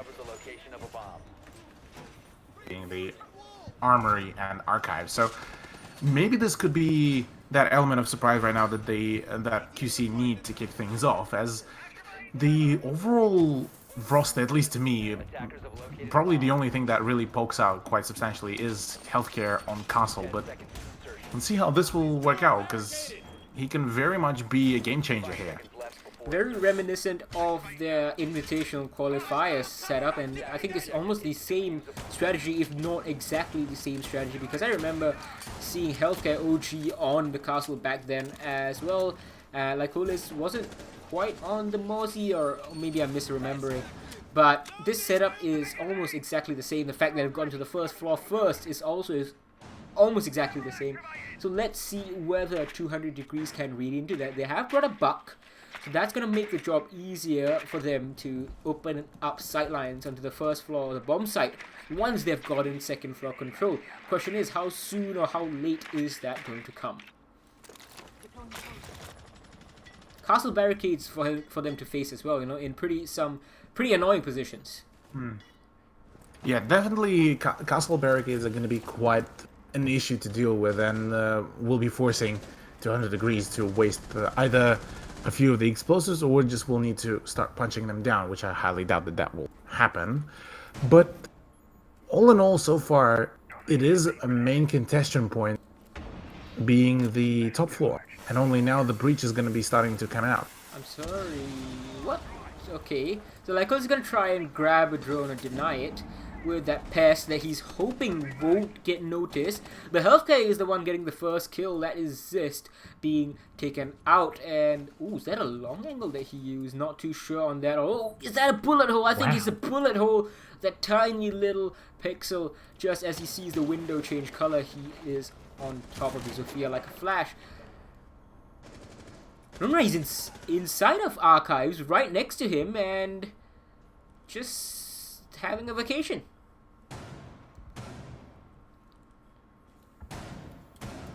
Lycolis is right there, so he needs to be wary of that as well. Hajime is right next to him in Fountain. There is someone creeping in from the other side, so Nunrai, what can he do? Lycolis gets shut down from behind as Healthcare gets cut down. Producer Boom does trade back onto Baroque, so it's still man-count advantage for Xavier Esports. But he's not looking too great, especially if he can land this shot. Oh, come on! He does down He him, did. so that is so lucky, but he almost lost that. And now they have second floor control, 40 seconds to go. 2v2 though. 2v2 indeed, but with the time now starting to press up, and only now 200 Degrees are gaining control of the top floor, things might be looking a little bit grim for the attacking side, as right now QC are both offside, which could mean that they might be able to catch off some of the rotations, or they might lose the site, if that will be the case. But that is a very nice position for Hajime. The plant will be starting to go down already, as TZK is, I believe, going for a plant in the vent, and this will be going down successfully. So now it is rather the question of the crossfire. Right now, Producer Boom does manage to find TZK, and with the diffuser did not go down. It was at the very last moment. You are out of time. I didn't realize that they Yeah. didn't put it down. Yeah, he got the kill onto the planter because the cover was not enough from the buck. Perhaps he was watching the rotation hole instead of the doorway. But Q Confirm played it pretty much perfectly. They knew that the plant was going down. They knew that they had to deny it first and foremost. And that's what they did. And the fact that they came out with both their members still alive was just the icing on top of the cake. Yeah, that is definitely a very nice icing on the cake. But yeah, I definitely have to agree. Getting and taking care of the planter first definitely seemed to have worked out pretty well. And just like that, you see once again starting out a first half in their favor. But can they keep this up? Can they get, say, I don't know, 5 points on the first half and then close out the second half with a quick They can. 2 points, or whether this will be once again pretty much a game of trade of 3 rounds per team? Yeah, let's see what happens. It was 3 rounds and 3 rounds, as you said, in the first map. Don't think it's going to be quite the same because this is a bit more confident from Q Confirm that we saw. Sure, they weren't exactly perfect. The fact that Nunrai and the rest of 200 Degrees were able to aggress into the second floor without that kind of knowledge. The fact that Lycolis and Healthcare were both cut down so easily. Producer Boom was very lucky to still keep that man count advantage in his team's favor after that engagement. But all's well that ends well. 200 Degrees. Don't think that was as close as any of the rounds were. Close to them on bank late. Exterior cam is going to go out. Not sure if that's going to be found and shot. There is an IQ on top of the 200 Degrees lineup. Yeah, well, only one way to find out about that, but see how will 200 Degrees respond after that. A bit of a, almost you could say, humiliating play, as Buck pretty much allowed that loss of a round at that point. But already a pretty confident advancement. The customs has been taken by the attack, and right now Minimalist is trying to get a hold of some position maybe around the eastern stairs, and 200 Degrees made some substantial push already, which is potentially a good sign for them. Yeah, that's certainly not bad for 200 Degrees this time around. They are aggressing onto the second floor, so not too bad, but Producer Boom, he's sitting here inside of Fountain. He has an ACOG to help him out, and no one pushing in from the window. It's a bit of an aggressive push, that peak, I would say. And the the frag grenade is going to go out. It's going to miss, actually, and the second one go out. That's going to miss as well. Oh, no. And he's not using his skeleton key first, trying to go for the kills. He's wasted both his frag grenades now. This is not what you want right now, and only now starting to use that skeleton key is certainly only gonna potentially rub in the salt on the wound. As like you said, the 2 lost frag grenades for nothing is definitely quite a damage to the utility.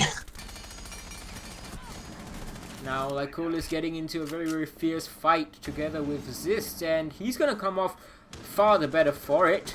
Only takes a little tickle of damage. Hajime and Producer Boom gonna pile on. Minimalist gets finished off. So does Baroque. Zist on very little HP. He's gonna push in. TZK is gonna try level things out. Getting one step closer to doing so. Pocky taken off the board with a nice little headshot. 50 seconds to go.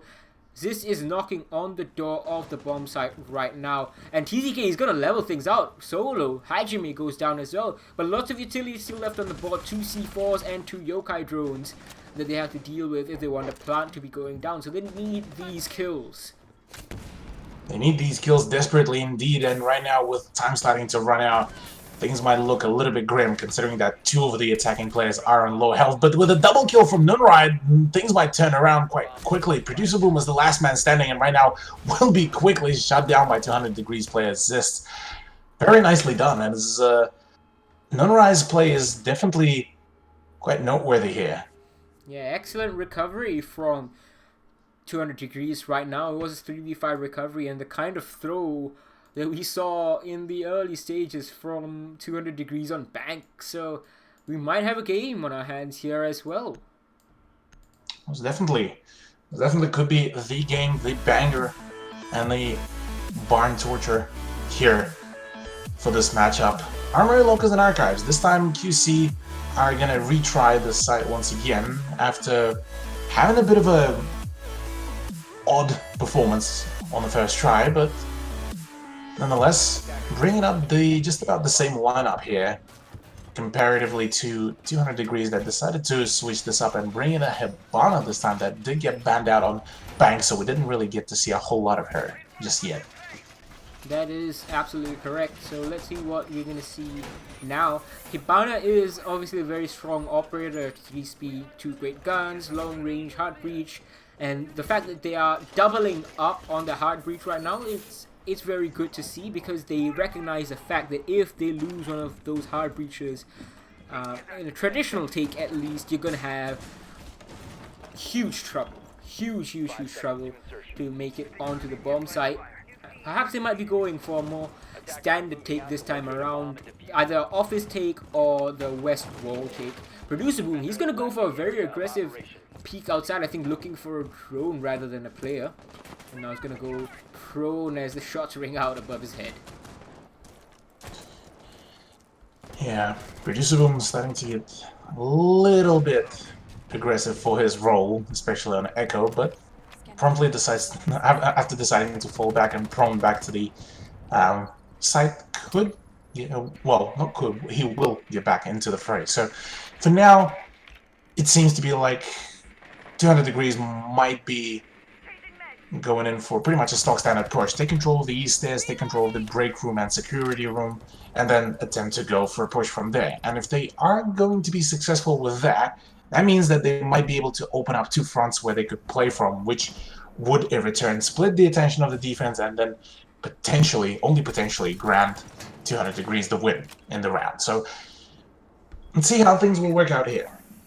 So this is very exciting from 200 Degrees. You can see the upside down rappel coming out on top of the CCTV doorway, and that's looking all the way into the offices. So that is one rotation that has been completely neutralized. Well, or at least it was for the temporarily, for the time that the player was there.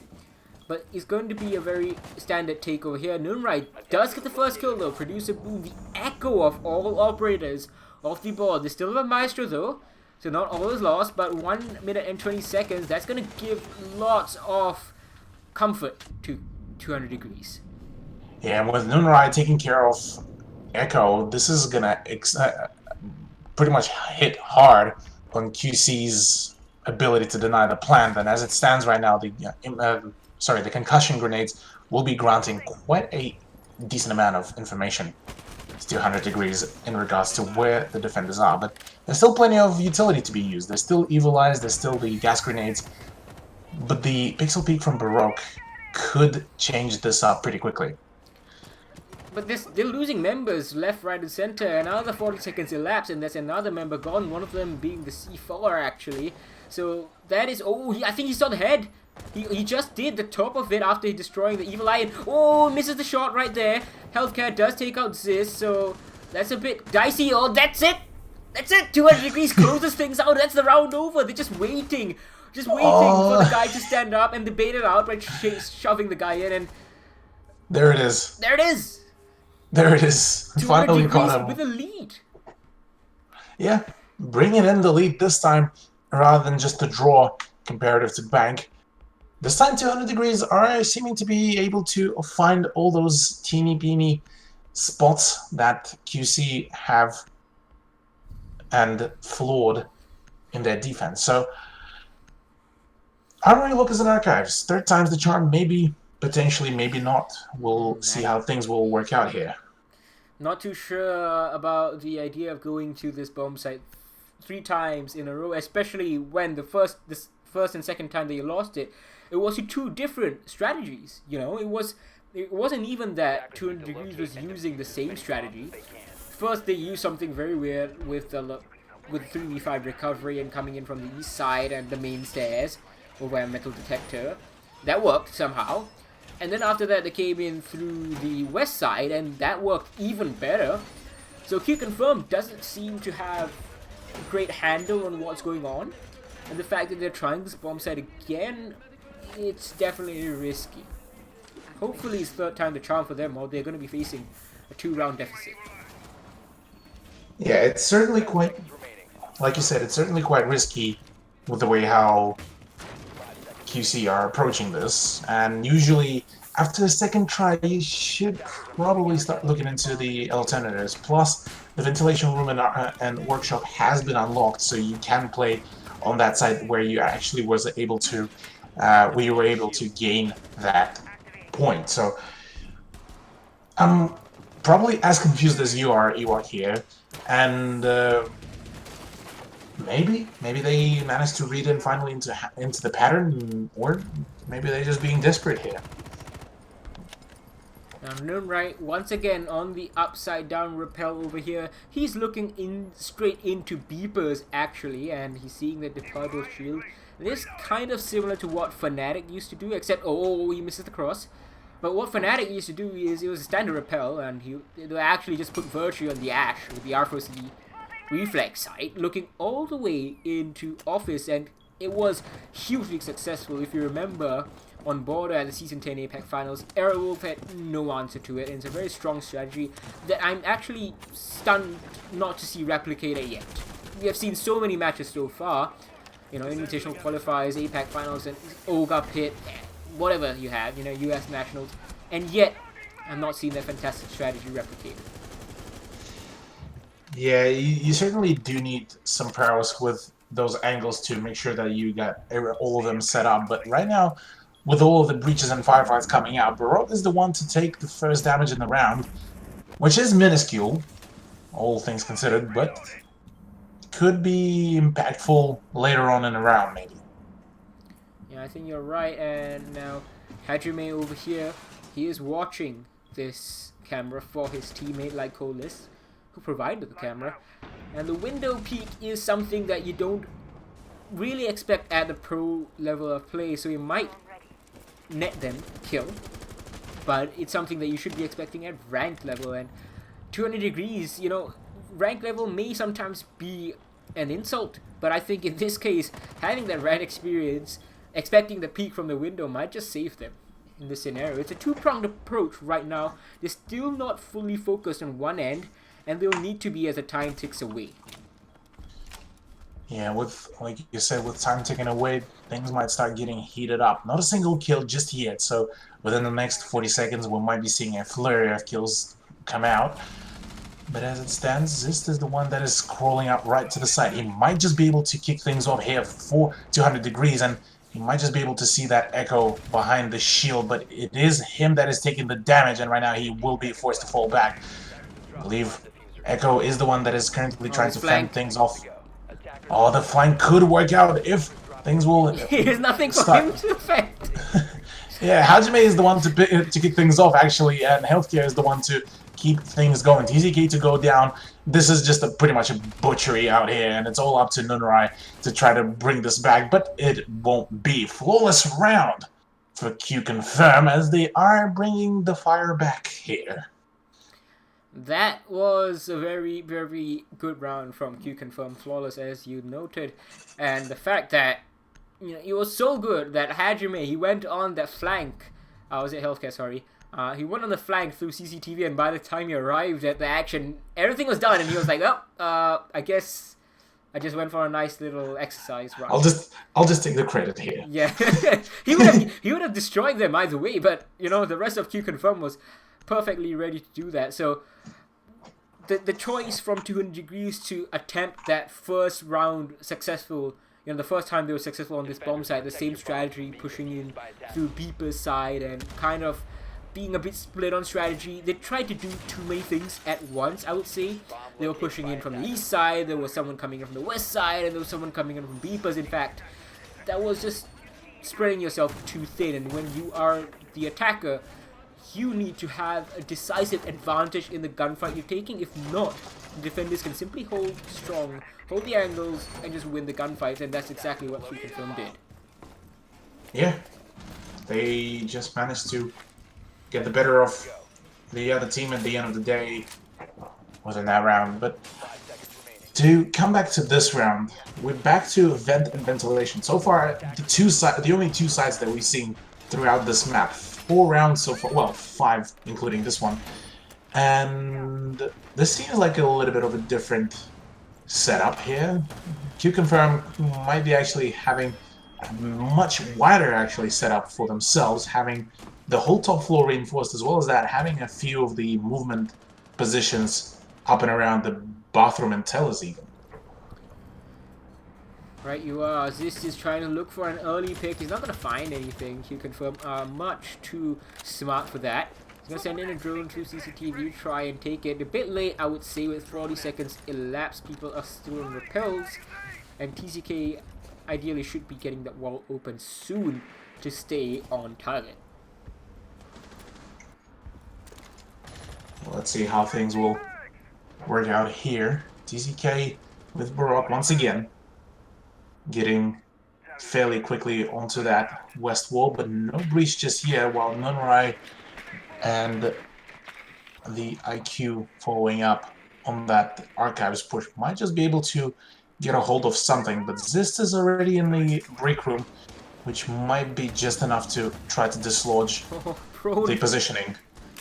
That prone entry, I believe that is Nunrai, and I think that's what he did in the first round as well. This pinch coming out is going to be successful over from the west side. Baruch gets 2, actually. Lycol is first, then Healthcare with the headshot. Gets the Valkyrie camera as well, and that is second floor, well in control, and 1 minute 20 seconds left for them to play with. Last time was a 2v2 when everything was said and done.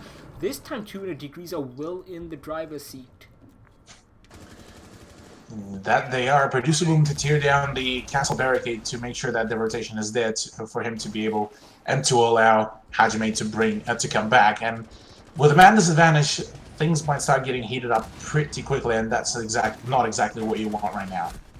Oh, that's one more killed off. Smoke falls right from the vertical play. The vertical play is really just winning them everything. Ziz takes down Producer Boom as well, and Hajime is done with the vertical play and is like, well, I'm gonna come up and fight you on your own turf. No more high ground advantage for you.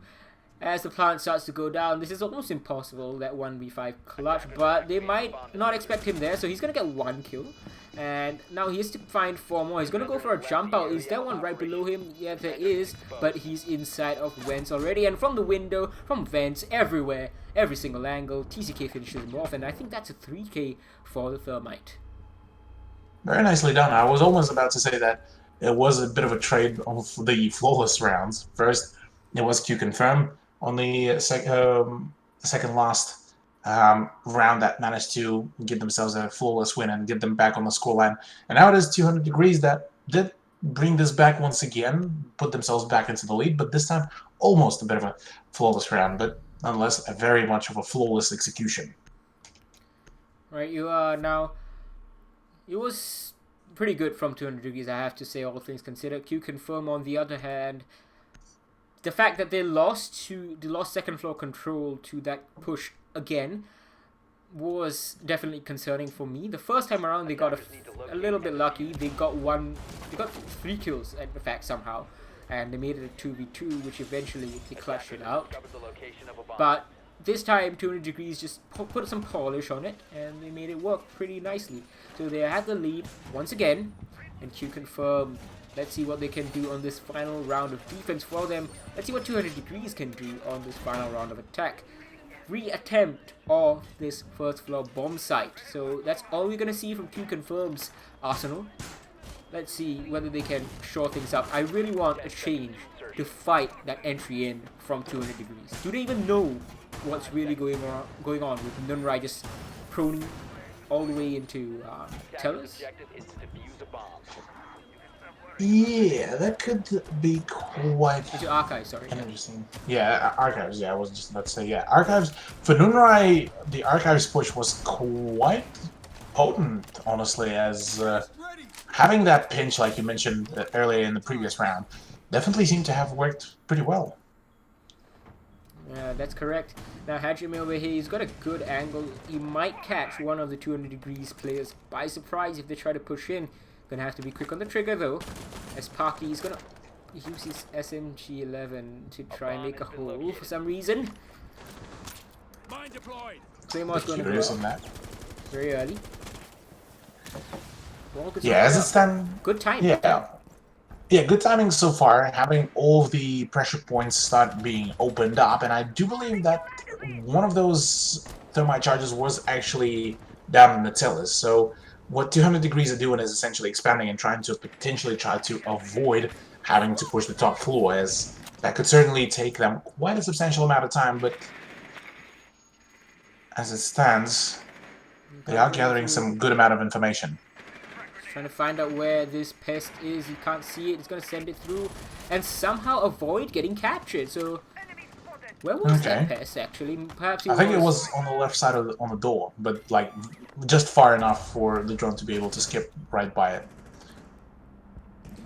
Right, so Hellcat OG, he is seeing this beautiful look, and that is one more kill on the board. Nunrai actually gets 2, but they all traded back, so it's a 3v3 right away, and that makes it a 3v2, well, no, 2v2, as one more gets down, TGK, and oh, what a shot from Healthcare. There's just TZK left with 5 HP and a dream. Yeah, TZK will need right now to gain and to get as much information as possible and try not to run into any of those goo mines, because even a single goo mine will pretty much be the end of him. Or even a straight bullet at that point, really. With 48 seconds left to go, he just might be able to maybe go for a plant and see how things will work out from there, but with no flashbangs, no claymores or anything, things are definitely going to be quite difficult, as it is a bit of a sudden death situation right here for him. Well, better just... I think at this point, it is hard to get this clutch down, especially with goo mines littering the path in front of you that you can't exactly see. Maybe it's better to take little timeout with your team, discuss what you want to be doing for your defenses, and he's gonna try get one. He's not gonna be successful. The Valkyrie cleans him up, and Xavier, sorry, Q confirm, Q confirm tie things up. It is quite hard occasionally to get back to the newer name after seeing them for such a long while running under the banner of Xavier Esports. But yeah, first half to end in a draw, and honestly, all I'm gonna say is I kind of called it, really. That there was a pretty big potential for at the very least, a draw for the first half within the second map, because no matter how good Border could be for QC, today is probably not that day. Yeah, I think you're right. You know, the fact that QC are struggling, relatively speaking, of course. The 200 degrees haven't been terrible actually on this map, and they were unpolished, but also not terrible on Bank. So overall, it might just be 200 degrees being pretty good. You know, the fact that 4th place in Challenger League can come up and give this kind of a fight to the #1 in Pro League, very well done to them. And so we have to give credit, even though they've not had anything to show for it so far other than our praise. Let's see what they can do on defense, because defense is usually where teams kind of struggle a little bit more here on Border. If 200 degrees can carve out a bit of a lead over here, maybe a 2-round lead, I think they will have this map. Maybe even point, maybe even 3 points. We'll see. We'll see about that. For now, it is a draw right now for both of those teams, so it is an even ground for the second half. So, like you said, 200 degrees might have a little bit of a struggle on defense, or maybe they might be able to bring this back. They had a pretty successful turnaround for themselves on the offense.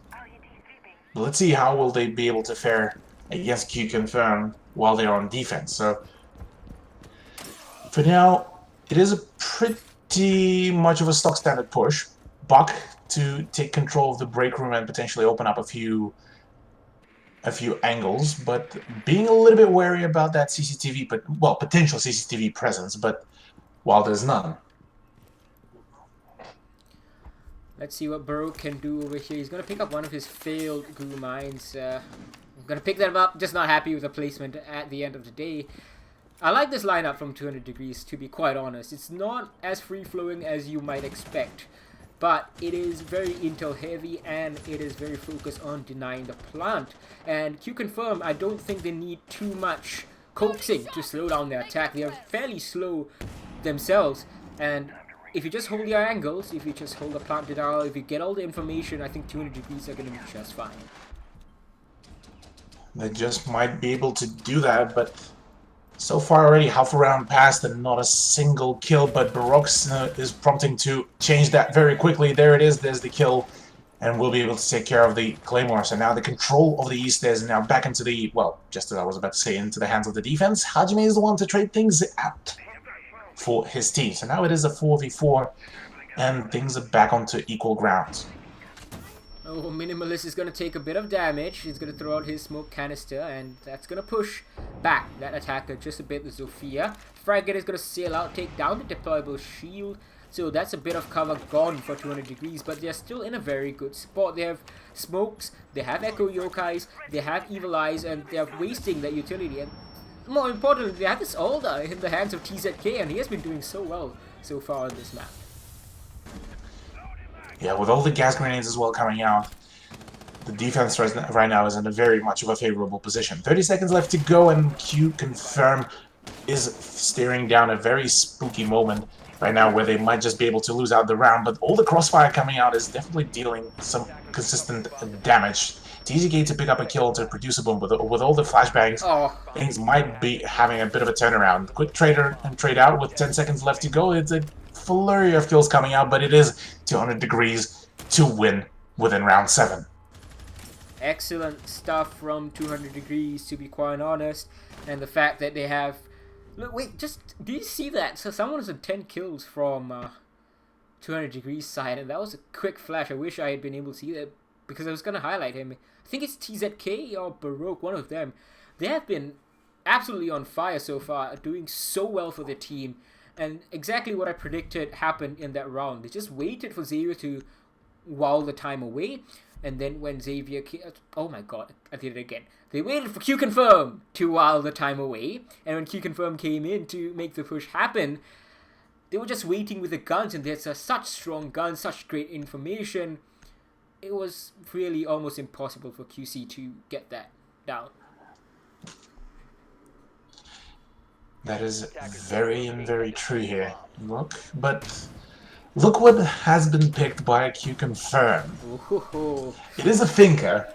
Like you mentioned before in the pre-match, both teams favor Finker, and boy oh boy, even some of the Fnatic players were commenting that those Finker rushes pretty much gave them PTSD in that regard. So could be a bit of a entertaining round, to say at the very least, from Q Confirm. I'm not too sure whether it will be a successful one, but I'm sure we will be getting at least a few good giggles here and there.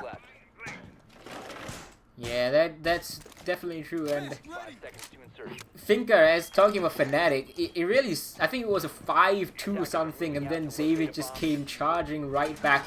The new Xavier, not this old Xavier that I keep on calling Xavier. That's Q Confirmed, by the way. So, yeah, they were really doing so well, Xavier, with that Finker, and Red Sun and Baby Pig, obviously, they learned it kind of from Q Confirm itself back when they had been on the team. Now, the Finker first charge is going to come off. It's not really effective yet, as Glumine is going to get stuck in Lycolis's foot. Drones are going in, but they can't really go that far because of the Mozzie pests.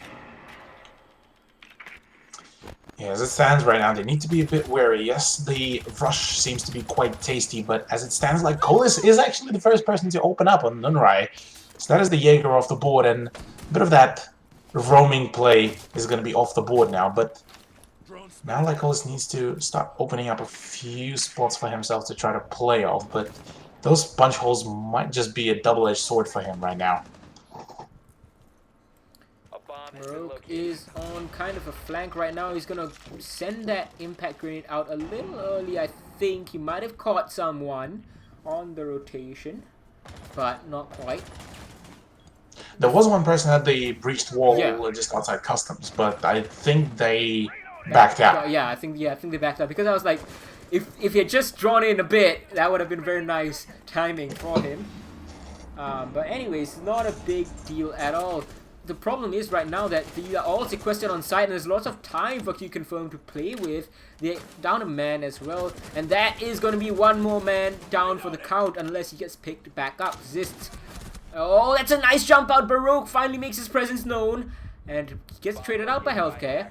But this is a great angle being held, and that is another resurrection coming up from TZK, and it's 200 degrees in the lead.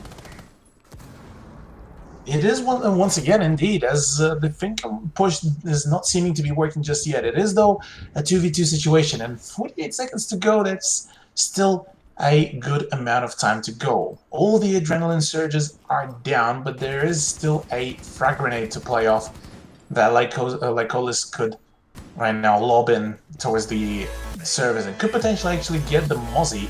So he is barely on any health.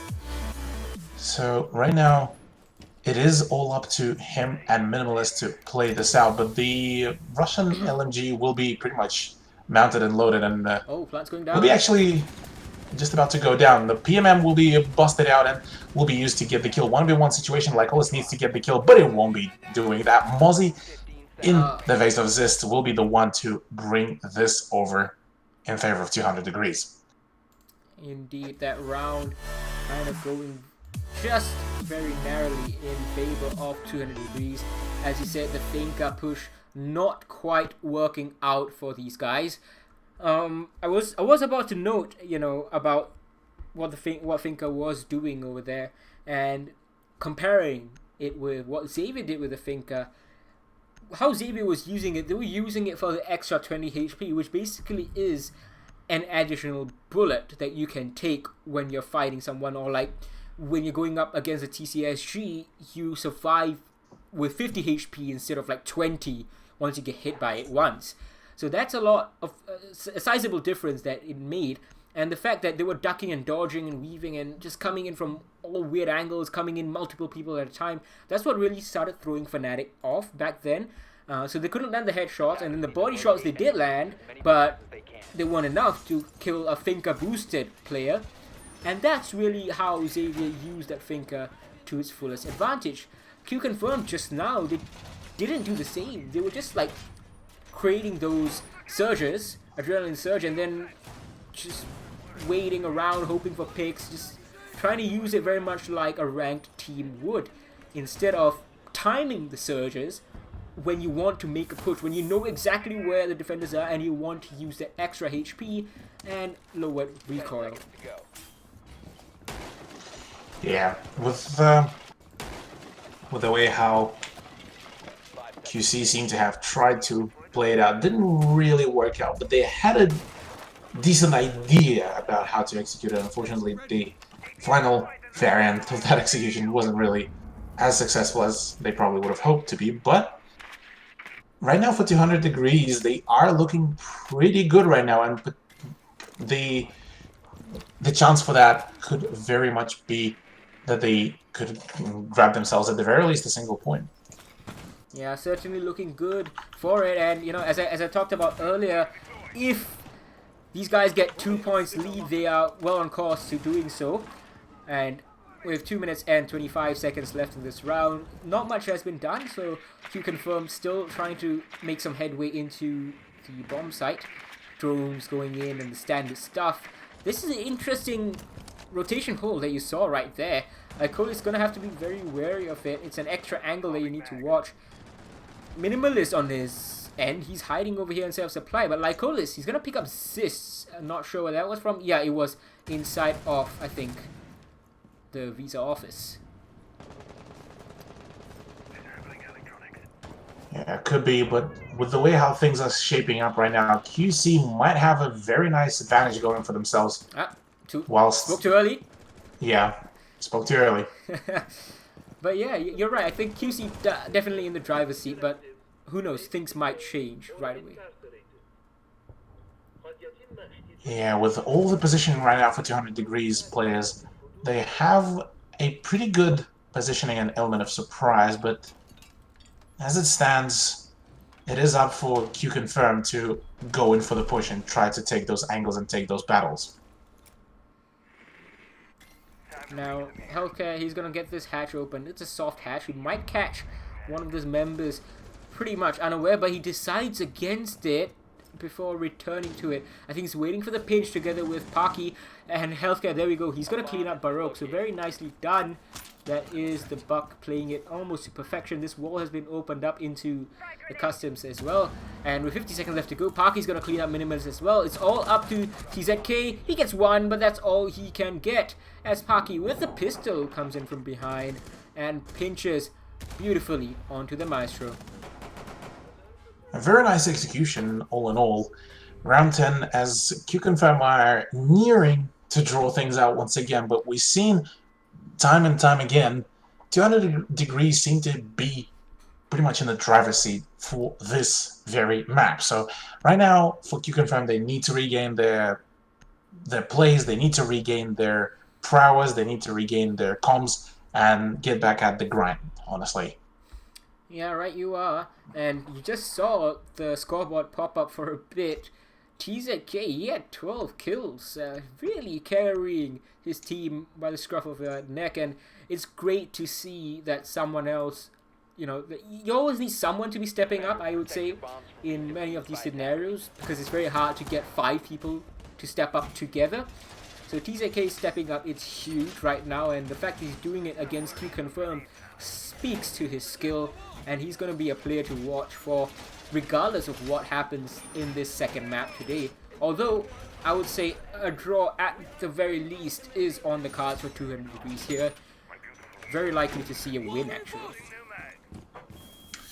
Could very much be the case here. Could definitely work out here. As, so far, I'm liking the overall setup that 200 Degrees have, 5 seconds left. as their overall defensive setup, minus the fact how they played it out last round, was actually quite successful and very much allowing themselves to pretty much force Q Confirm into a disadvantageous position. So if they keep up this way and they keep up allowing Baroque and the rest of the team to pretty much play as unpredictably as possible, I think the 3 points could very much be the case here. Yeah, let's see what Q-Confirm can do to try and remedy that situation. One player on CCTV is going to be the start of this. Healthcare OG, he's certainly one of the best fraggers in Southeast Asia. Perhaps a bit muted right now, with the rest of QC being a bit muted as well. But they're gonna lose sight of this player inside of CCTV as he ducks out onto the main hallway and very riskily makes a rotation back inside of CCTV. He doesn't know that the Buck has made his way. He's certainly gonna get the information now, and that is the Buck going down. Healthcare OG, very, very poorly done. The drones are not there, the information wasn't there, and he pays with his life. Right behind Baroque is one more, and yet Baroque is allowed to get away with fire, and he's gonna go out with running right into the arms of the waiting IQ. It was a decent idea, but it was predicated on too little information. So it's going to be a 4v4 with 1 minute and 35 seconds left to go. Yeah, very peculiar end of the event, but nonetheless a nice shot from Producer Boom will be ensuring that Nonorai won't be having any more of a play within this round, meaning that Q-Confirm are back into the man lead right now here.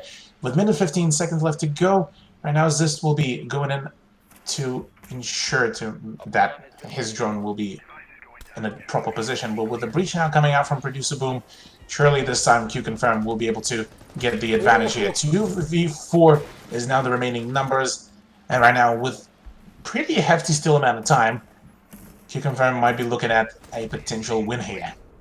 A lot better from Q-Confirm so far, and oh, narrowly missing that, but I don't think he got it down even. Oh, he did got the kill, but it doesn't matter. From the window and from the push in right behind the deployable shield, it's going to be Producer Boom cleaning up, and Q-Confirm have tied things up a lot better in these past 2 rounds. This is a Q-Confirm that we've kind of expected to see from the start, and not sure where they went missing, but if they keep this up, they are looking good to take the 3 points themselves.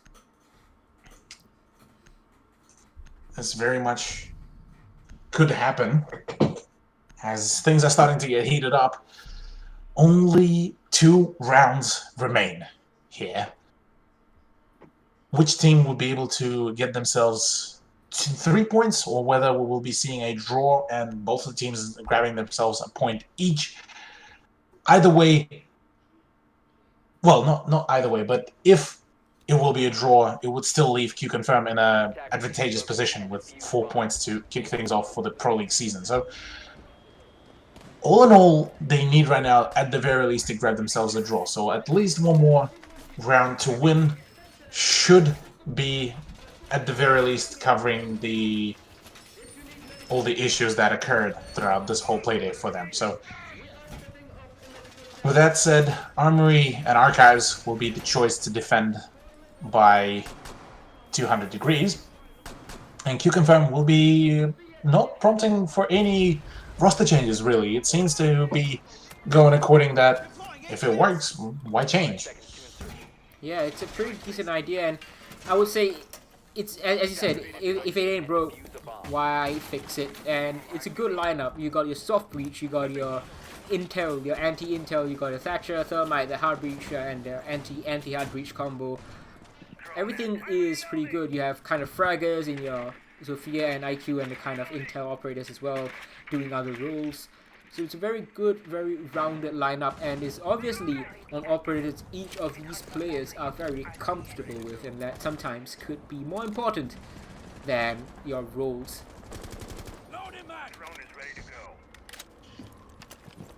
Yeah, well, with all the peaks in the beginning of the round, Packy already managed to exchange some damage between him and Baroque, but This stands Nunrai is in a bit of an aggressive position and could actually very much grab himself a nice kill if that would be the case. But as it stands, 200 Degrees are back on their roaming game, and Baroque could be very much the key to success here if he will be able to play his cards right. Very risky playing like this, right in the open, making the rotation twice when he knows that someone was joining in. Hajime, unfortunately for Q Confirm, does not capitalize. That's one wiped out. Hajime cleans up Zist, and where on earth? What was that angle? Was it through box? It must have been, because that's a great shot onto that bandit. Indeed. With already half a round gone, right now Q Confirm might need to get back to heating things up. Bandit is already off the board right now, and this could very much mean that the easy breach will be there. It will be, as now Nunrai is playing in a very dangerous position. That grenade will be damaging him quite substantially, but the TZK and Baroque will be able to get a nice double kill until Producer Boom will be able to trade out Baroque. And there's another one by Paki as well. It is a 2v3 situation, but Nunrai has the ability to change it all very quickly. There it is, but the peak completely countered by Paki.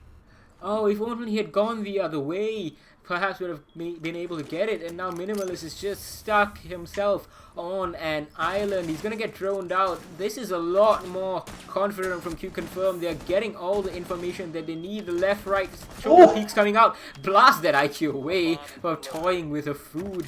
Now he's gonna go down below. He's gonna try and make this work with the vertical play, but it's too late. The information is stale. He's gonna knock down Paki, but the diffuser is still gonna be successful. And right now it's a 1v1. Producer Boom has a lot of HP and he has the positioning, and he might even have the information unless he strays into Minimalist. Crossfires right now. Does he expect the smoke to be rotating from here? Yes, he does! And that's gonna be Q Confirm, taking the lead at a very, very opportune moment, guaranteeing themselves at least 1 point. Very nicely done, and after having a quick peek at this scoreboard, 2 people from Q Confirm are in double digits right now, kills-wise, which is definitely showing that they have managed to up their game, and definitely Border has been a bit of a nail-biter right now, considering that we are down to the very last round of this map, number 2, between 200 Degrees and Q Confirm. Ventilation Room and Workshop will be the choice for 200 Degrees' final round, and this is their final attempt at trying to net themselves at least a single point, which would still very much put them slightly higher on the leaderboard's list after the first playday, but nonetheless, it could very much be the decider further down the road. Defenders, protect your bombs from being defused by Right, attackers. you are now. TZK, he's gonna be opening up rotation holes, standard stuff. 200 Degrees, these guys don't have a terrible idea, but in that previous round, or rather the previous 2 rounds really, Q Confirm has just been showcasing the quality that they have and the quality that we expect from a team that has been to 3 APAC finals. That is certainly very, very much expected, and really, I like to see that kind of drone work. They weren't being too aggressive. They weren't being overzealous. They waited for all the information to come in, and they didn't let the information get stale before capitalizing on it. They were like, "All right, we have the information. Are we ready?" And we should be, because this was our plan. So they were ready, and they capitalized and just sprung the trap when it was needed. Of course, it was close, but I think 200 Degrees is just a very good team, I would say, in terms of the whole Southeast Asian region. That might give the other teams a lot to think about, whatever the result. Indeed, and this would give a good amount of also VOD information for the other teams that will be studying both of those teams, as now 200 Degrees are starting to have a bit more, giving out a bit more information about them. Like you mentioned before, there were no VODs of CL, and not a whole lot of information about how do the 200 Degrees players play, but nonetheless, a very good start for them, for the defense, to get rid of Red Sun. But Hajime is the one to trade things out. Zist to go down is definitely not what you want right now for a defensive player to happen, especially for player that is Zist Yeah. of such caliber. Zis being gone and Mozzie being gone, so that he's captured the drone right there, but no point really. You can't move it around. It's going to be a static and very obvious camera. But of course, yes, the thermite being down could be pretty problematic unless Healthcare does what Healthcare does, and that is taking out everyone that crosses his path. Minimalist is the latest casualty, beating the smoke. So definitely 200 Degrees not quite having the best of times right now. They're not in a good position. There's almost half the rounds still left to play, and Q Confirm are looking very confident. Like Colis is actually just going to bypass someone who was just sitting inside of the CCTV, nice. the customs, and he's going to capitalize on that because Baroque didn't see him either. So that's an easy kill for him, and Q Confirm looking very, very confident, very sure to make this a 7-5. Well, it's not over just yet. We did see a fair few clutches to come out, and with 53 seconds left to go, things might still be turned around, but as it stands, Lycolis is the one to take care of Nunurai. And there we go, like you said, Q Confirm will be claiming themselves another 3 points here. Very nicely done from Q Confirm. We were certainly very concerned, at least across the first 8 rounds. We thought that Q Confirm was looking well on course to straight up losing this map. And to be fair, if you looked at the performance, that was absolutely right. Certainly not what we expect from them. Not sure if they're trying to save strategies or something, but they finally brought the fire in the next 4 rounds. Took those 4 in a row, and that has given them the victory. 7-5. Indeed. 7-5 indeed, Ewok. And what a spectacular turn of events at close to the end of the map, as they were able to bring this back all the way out of a point deficit, and yeah, just pretty much it reignited the flame for themselves. Yeah, we were thinking that, these guys are looking washed even after, especially after the bank initially. We were like, alright, these guys 4th in Challenger League, going up against number 1 in Southeast Asia, Pro League, so many finals and everything. Like, yeah, this should be fast, this should be easy, or, at the very least, it shouldn't be as close as it was looking. I still maintain that 200 Degrees didn't play terribly, and I think you're going to agree with me on this, Cthulhu. They're not bad, certainly they don't have the polish, they don't have the experience, but that's to be expected, that's fair enough. Southeast Asia is still developing. Yeah, well, Southeast Asia is still developing, plus the fact that they, like you mentioned before, came out of Challenger League. Challenger League and Pro League are 2 different levels, and at this point, this is where those newer teams are starting to get nurtured into something bigger, something stronger, and right now, if 200 Degrees keep on playing and keep on practicing their playstyle while improving some of their points by watching other higher-end teams, they're going to be a force to be reckoned with, honestly. Yeah, I think that's very, very true. Because the only way for them right now is up. And, initially I predicted these guys to finish 8th. And, they still might. Sometimes it happens. But they're certainly going to go down fighting if they finish 8th. Otherwise, they're going to do pretty well. I still think they're going to do pretty well throughout the season, and the other bottom 4 teams, or rather the teams that were bottom 4, the ones that come up from the Challenger League in this case, they're going to have to be very wary of 200 Degrees. Q Confirm though, teams are going to be looking to get points off them after seeing their weaknesses today. Weaknesses that I think should have definitely seen them lose at least bank. Yeah, those mistakes definitely could have costed them a fair few maps and a fair few points, but that's not today. They do manage to claim themselves 6 points, and we'll be waiting for the upcoming matchup in the next week, I believe. Right, yeah. Q Confirm's going to be playing next week, but we're going to be right back very, very soon with Airwolf versus Team 1122.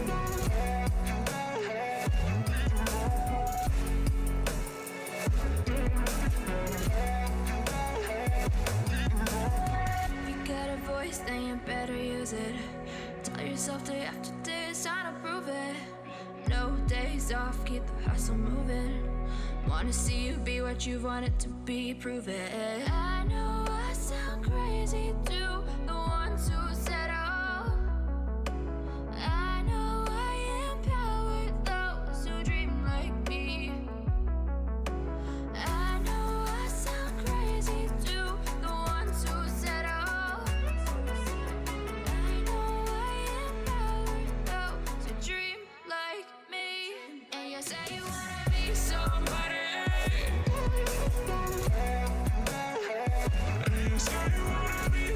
And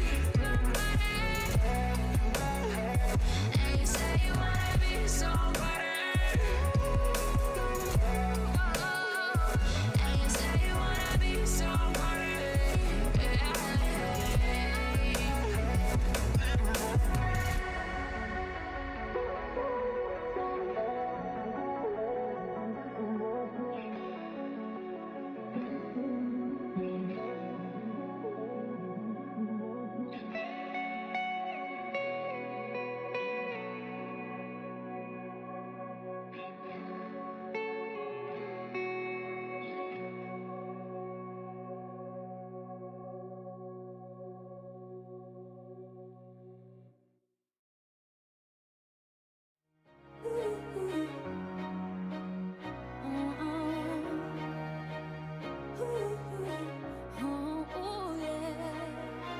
He walks alone, he wanders into the night, searching for some meaning to explain what he's feeling. She walks alone, she shelters far from the light. She's seeking validation. She's so tired of waiting here. I got the feeling you've been expecting me. No chance, encounter. Right here's where you're meant to be. Our paths are crossing just in the nick of time. If you need to meet me, I'll be right by your side. Are we strangers in the night with open arms? I'm calling. How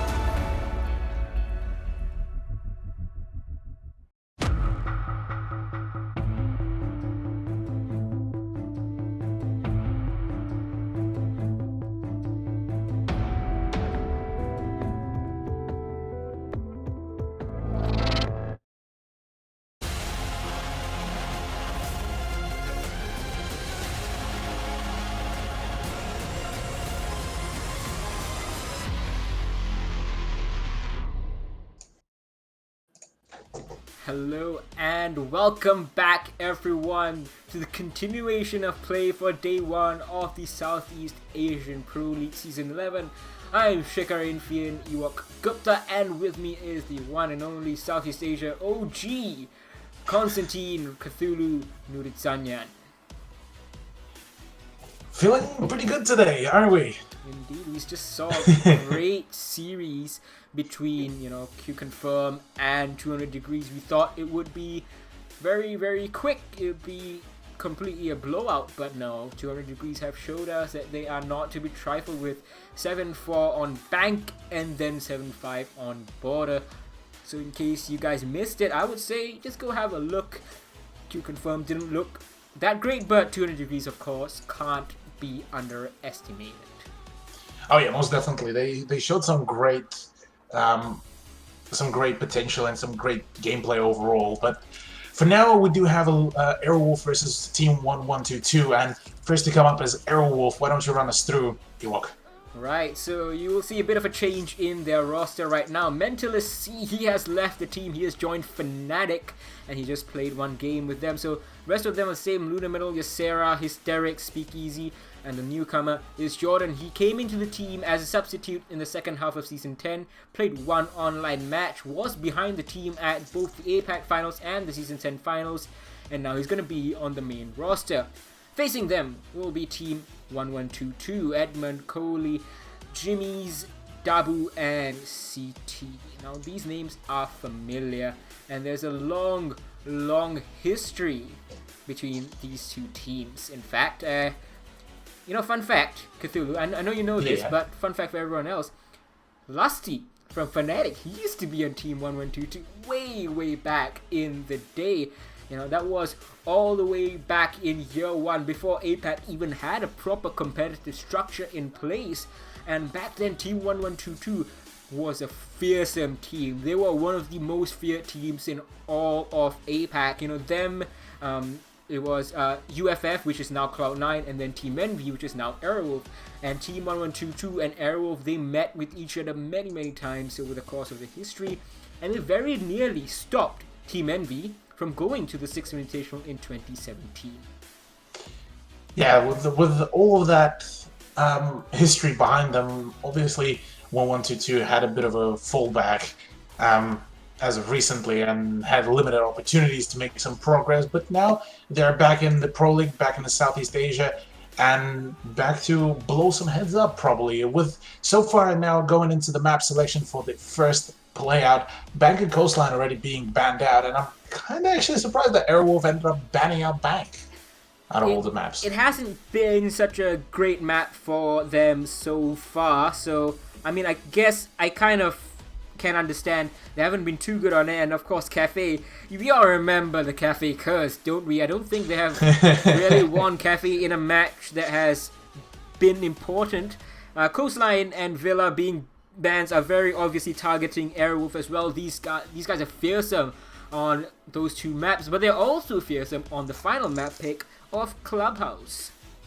Yeah, Clubhouse is actually, I'm kind of curious as to how come the Clubhouse end up slipping through the ban phase, as it's definitely a very potent map, but I am rather more curious how will 1122 play it out against Aerowolf. We saw how Aerowolf can play it, and with now a sub becoming a core, Jordan, I'm curious whether it's as much of a setback as all the rumors are, or whether Aerowolf didn't really suffer any issues or any casualties out here and will be able to come back even stronger now that they are fully qualified as well for Invitational, by the way, so they will be able to represent, I believe, Southeast Asia as well in Montreal. Yeah, fly later on this year. Fly that Singaporean flag high, and this is going to be the first look we're going to see of them with this new roster. They didn't play in the 6 Invitational qualifiers because, as you said, they've already been qualified. So after they defeated Giants, after Mentalist left,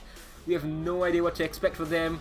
But we're going to get an idea very soon as we head into the map right away. It's going to be Clubhouse, my friends. Team 1122 versus Aerowolf. It's going to be a sloppy one, boys. At least that's what Ysera says on Twitter with the history between these two teams. Look at that. Kiss me. says Ysera. Sarah's been getting all passionate already about it all, but interesting to see how will the ban phase work out here, because for now, Maverick being pretty much as basic as it gets for the Clubhouse ban, you can't really play a Clubhouse and not have Maverick banned out here. Second ban, Capitao again. This will allow the Bandit to play it out as safely as possible. For the defensive, Mirror Echo, maybe? Yeah, I think that is probably right. But, you know, we might see some Thatcher bans. Oh, sorry, not Thatcher band. Some unorthodox bands like Legion we've seen sometimes in Southeast Asia. But so far we're looking like we're gonna, we're not gonna be too daring today. It's gonna be a continuation with Mira. Aerowolf might be daring. Let's see what they are going to do. Starting off on defense, of course, they're not gonna want to nerf themselves too much. And it's gonna be an Echo ban from them. But you talked about the Maverick ban and then obviously the Capitao follow-up from 1122. But, we talked about this at APAC Finals against Fnatic, and we've known this about Aerowolf for a long time. You're gonna ban, whatever Aerowolf bans. Suppose they ban Maverick, right? So that's one of the operators breaks this map. Then you have option. Do I ban Capitao or do I ban Montagne? Because whatever you do, you're caught between a rock and hard place against Aerowolf. They love their Montagne. Oh yeah, very good at it. Yeah. The Montagne on Aerowolf is quite scary, but at the same time, I would have to say that in a direct comparison for firepower and firefights, I would probably rather have Capitao off, because Capitao can remotely deny that bandit trick on CCTV, can deny plentiful amount of ground, and if you combine those two operators, that is even scarier stuff. So I guess it's rather a choice of a lesser evil, you could say. You say lesser evil, but I mean, just want to be a bit, create some discussion. But so what I was trying to say is, I don't think that the Capitao here is actually the lesser evil. I think the Montagne definitely is, because from what I saw of the Aerowolf Capitao when they played Clubhouse against Fnatic, it wasn't that effective, to be quite honest. You usually expect a lot more from Capitao, and yes, he got kills here and there, obviously pulling his weight at the minimum. It wasn't the fear you expect from a good Capitao, so maybe they fix it, in the downtime, but I would have taken my chances. Personally, if I was 1122, I would have taken my chances with the Capitao rather than Montagne, because they've been playing Montagne since year 1. But maybe because of that, 1122 feels confident and they're gonna get the first pick. They're already on site. Oh, Coley, he gets 2 Dabex. He gets 1 Lunar Medals off the board. This has been a beautiful, beautiful rush up smash into the site. 30 seconds and Speakeasy and Hysterics, they're frozen out. And Hysterics with a Boss G ACOG will be able to actually get the better of Choli, but as it stands right now, he's barely in any health. He's literally in 1 health here after all the pre-fights and everything, and with the diffuser going down, well, not a whole can be done really out here. Speakeasy to pick up a kill with a C4, but as it stands, things are looking a little bit grim here. Oh, that's been beautiful stuff from 1122, and Dabex gonna finish off Speakeasy. So it's all up to Hysterics at the moment. He sprints out into the open. From the safety of his cover, he's cut down Dabex with a 3k, and Coley with the other 2 in this round. A beautiful start for 1122, and Aerowolf said it was gonna get sloppy, and my, it is definitely sloppy if you're gonna allow the enemy team right into your bomb site completely unopposed. I mean, we saw on multiple occasions, all throughout pretty much worldwide Pro League, first rounds are always gonna be those wild cards, those unpredictable ones, the ones that set the pace or maybe even the morale of the opposing team. And if you manage to pull off a successful rush like that, this could be very much impactful on the morale of Aerowolf here.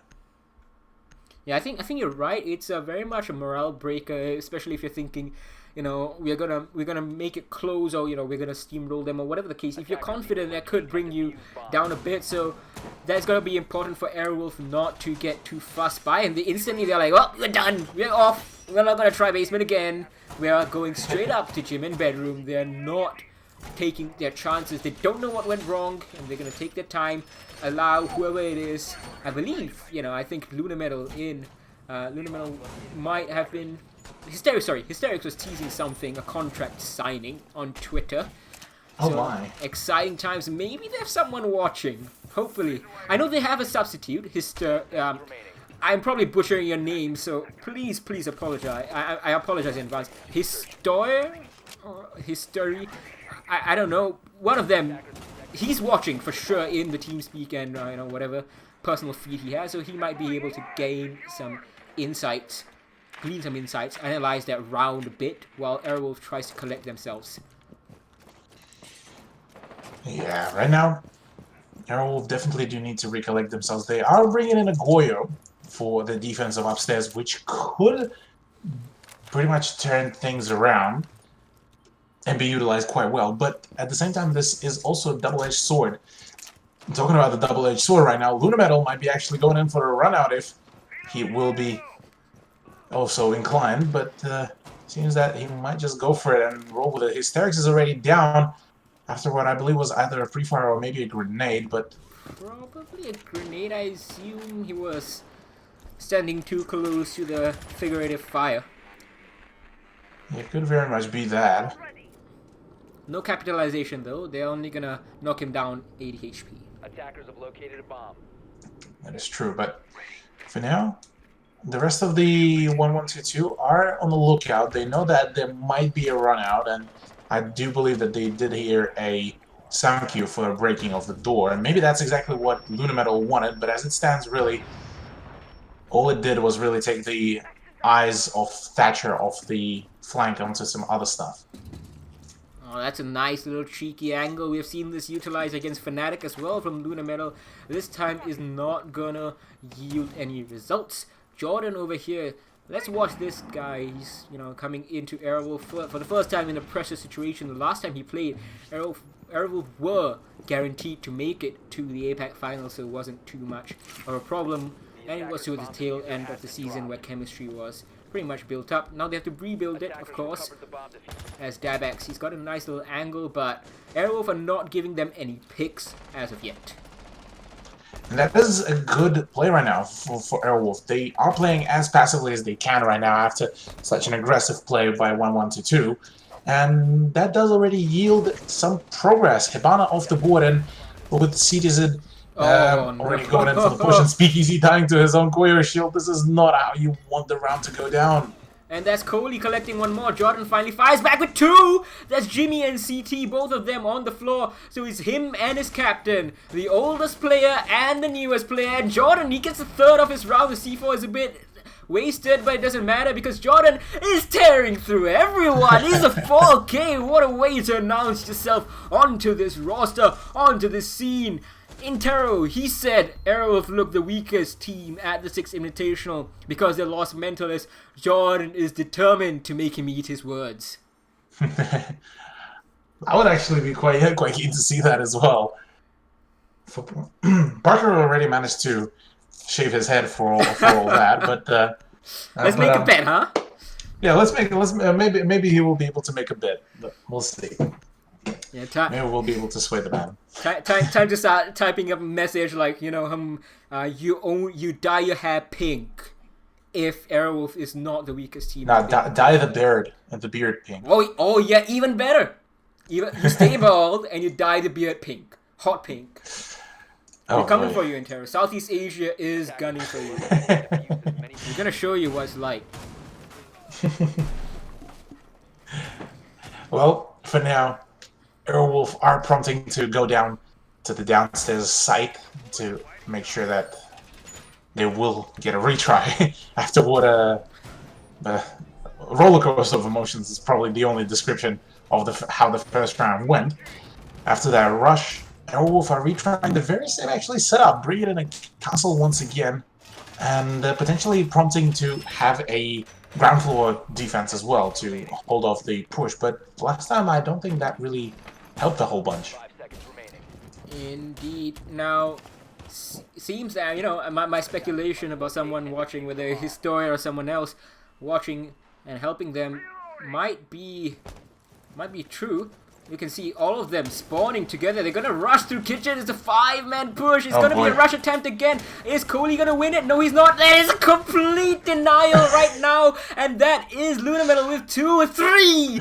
He's not even shut down. CT gets hysterics. And it's an ill-advised decision to retry this rush, no. and it's gone absolutely pear-shaped. You could see they were well and ready for it. They were on the camera. They looked at 5 people spotting. They're like, yup, rush is coming in. They threw the members at the choke point. Single doorway. It's never going to work out well once you're ready for it. And Lunamental and his team showing exactly why they became the APAC champions last season. All that experience to just turn it around and slam the door shut in Team 1122's face. Well, it's not fully shut just yet, but within this round, it's definitely seeming like this could be the end of the round. With just under a minute, most of the action went down. Jimmy, to take some damage from the goo mine, will be forced to play it a little bit carefully here, but as it stands, really, with all the firefights, it is a 4 versus 2. Indeed, it's make that a 4 versus 3 actually. A 2 versus 3 as CTZ gets 1, but the diffuser gets dropped in a precarious spot. Speakeasy in all pit, and that's gonna be one more closure from Jordan. A beautiful round from Airwolf, 3 from the team captain Lunamental on the on the Mozzie upstairs, and 1122 got the early lead in the first round. Tried to rush again. You know, Didn't work. But it didn't work. It's a bad idea. Okay, you can't do that. Like, you can do it in the pro league. Okay, some people will say you can't do it in the pro league, but you can. Sometimes lightning can strike twice. But look at the team that you're facing. These guys, they're APAC champions. They defeated Giants Gaming, number 2 in Europe, right? These guys have an insane amount of history, experience, pedigree behind them. You cannot do that against them. And if 1122 end up, maybe losing the match, suppose it goes to a 7-5, they're going to rue the fact that they try to rush the second time. Attackers need to locate and defuse Well, the we did see on a fair few occasions when higher-end teams did end up falling to some of the more similar strats and some of the plays and the rushes. But yeah, I definitely will have to agree with you. Playing against someone like Airwolf, it's definitely quite ill-advised to attempt the very same, quite reckless, I might add, strategy. Yeah, reckless is to try to definitely play the this correct out, yeah. word. 100%. But, So yeah. good, so good. Really captures it so perfectly. You get ahead of yourself. But yes, please continue. But with the way how Team 112 did manage to play some of their rounds out, they seem to be either having only 2 switches. Either they go full aggression or full passive. And full aggression, well, first round did work out, but that was only because Airwolf were not prepared, and it was rather more of a, almost you can call it vibe check. But for the second time, Airwolf were ready. They knew, they kept an eye out, and this time Team 112 either need to go very passive or they need to start trying to dislodge bit by bit. They need to take those firefights 1 versus X, having more than one person contesting those angles. Now, mind you, 1122, just like 200 Degrees, also didn't come up from the Challenger League entirely based... Wait, did they? Wait, I think your script and yeah, they didn't come up from the Challenger League entirely based on merit. Number 1 was Valor and number 2 was Script. So these guys were number 3 in the Challenger League. But make no mistake, these guys have a lot of history, as we talked about earlier on, and they can definitely prove to be a thorn in Airwolf's side. And I don't think Airwolf are going to be taking them lightly. Look at the strategy they're employing right now. It's a bit slow, but they've gotten the garage wall open. Below, they are peeking through the door. They have frag grenades coming in. They have Zofia, and Dabex is actually going to get the first kill onto Lunamental as well. So this is the hallmark of a very good team. It's just that you haven't seen them in the Pro League at all so far. And another one gets wiped out. That's the maestro of the ball, Dabex, with his second half the round for them to play with, and they're almost knocking on the door of the site. They are most certainly knocking, but can they keep on continuing to progress? Because we saw a fair few times all throughout Global Pro League where a team would be able to net themselves a spot in the garage, a opening in the wall, but then completely shut down and unable to gain any closure at the end. So as it stands, though, Edmund is the one to pick up a kill Asterix and no more breach denial, and that does put in a 5v2 situation, which most certainly will be seeing Team 1122 grab themselves a point again. Now Edmund is gonna make it 5v1 as Speakeasy is felled. Could this be a flawless round? Jordan, the newest member of Airwolf, he's gonna try and deny this plant, but he can't do anything. The long angle, he can't fight it with the SMG-11. Dabex gets his third, and that's a flawless round from 1122. And look at that. Don't underestimate them. Really, underestimate all of these Season 10 Challenger League teams at your peril, because they are here to play, and Southeast Asia is really getting very, very tight in competitiveness. Most definitely. Gym Bedroom is now the next choice for Airwolf after a fail at the CCTV hold, and this time, once again, an attempt at using Goyo, which did result last time in the death of Speakeasy, I believe, and certainly was not the best choice, but maybe there's a hidden coin somewhere in there. But nonetheless, a little bit of a switch around for Team 1122, though, as they are bringing in an Ash this time for maybe a little bit more of that aggressive play and having all three operators completely delegated to the soft breach. Very much true. You don't really need too many hard breaches over here unless you're going for the two-pronged take, which means you're going to push through CCTV, you're going to take construction as well, and you're going to open up the wall in the west that our observer has just very kindly switched to just now. They're setting up. That's what they did the last time, in fact. They opened up the west side wall. It wasn't really successful because Jordan just ran amok. But if they can stop that single player, just popping off, I think they could still be in with a shout of taking the lead again. Yeah, that could very much be the case here. But I do want to get your opinion on that. So, Jackal made through the ban phase, which usually he doesn't really. But interestingly enough, neither of the teams, well, so far it's just only Team 1122, they haven't picked a Jackal, which, in my opinion, could have actually helped way more in dealing with the roamer problem, with the way how aggressive Jordan and the rest of the Airwolf were on a few occasions. And that could have saved them a whole heap of trouble. What do you reckon?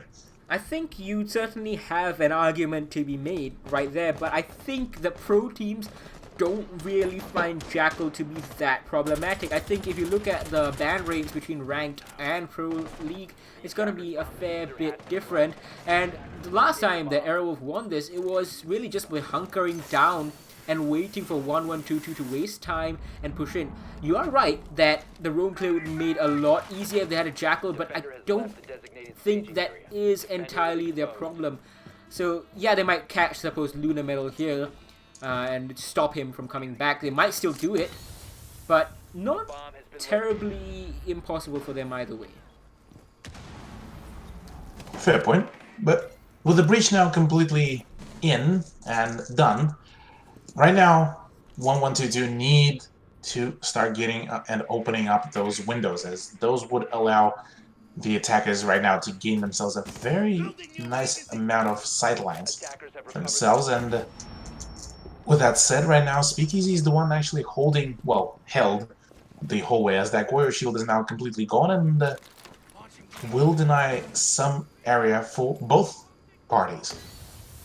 Yeah, it was the Goyo shield that got Speakeasy killed the last time around. This time he's gonna survive just by the skin of his teeth. And Jimmy Z, he gets choked out, he's gonna get pushed back. Dabex is gonna get the wall open into the bathroom. Very important strategy to be done. And Edmund, he's gonna clean up Hysterics.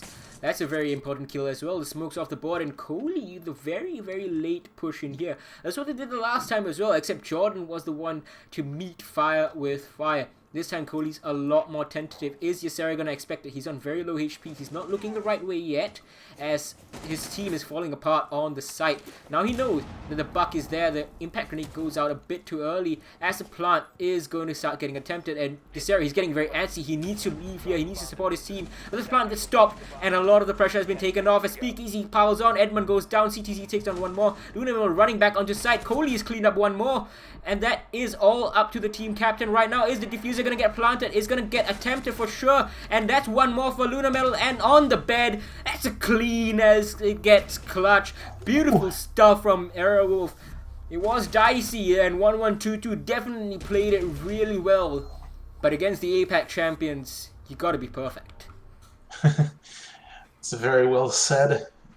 Even here, as fantastic clutch, honestly, by Lunametal, as he just pressed shift W, never let go, and just kept on grabbing those kills, really, which pretty much resulted in a very fantastic and a very flashy looking clutch as well. But nonetheless, 2-3 scoreline in the last round of the first half, and Airwolf right now need to get that extra point for themselves right now, because if they will end up on a draw, yeah, they can still bring it back, but this a 4-2 scoreline is definitely going to be a much more of a comfort zone for them.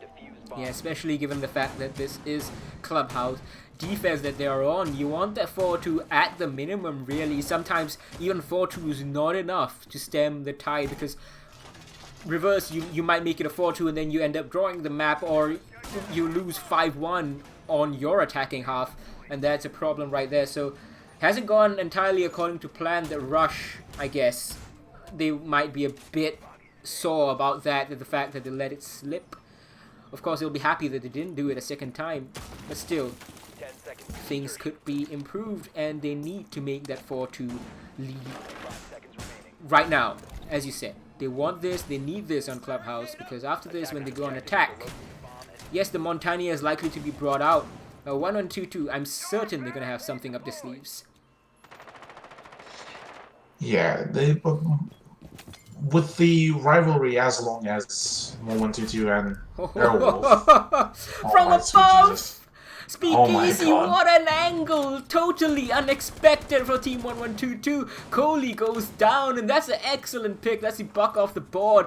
And this is the ingenuity of a team that is, you know, perhaps top 4 in the world, or at least top 4 at the Pro League finals. That is true. That is true.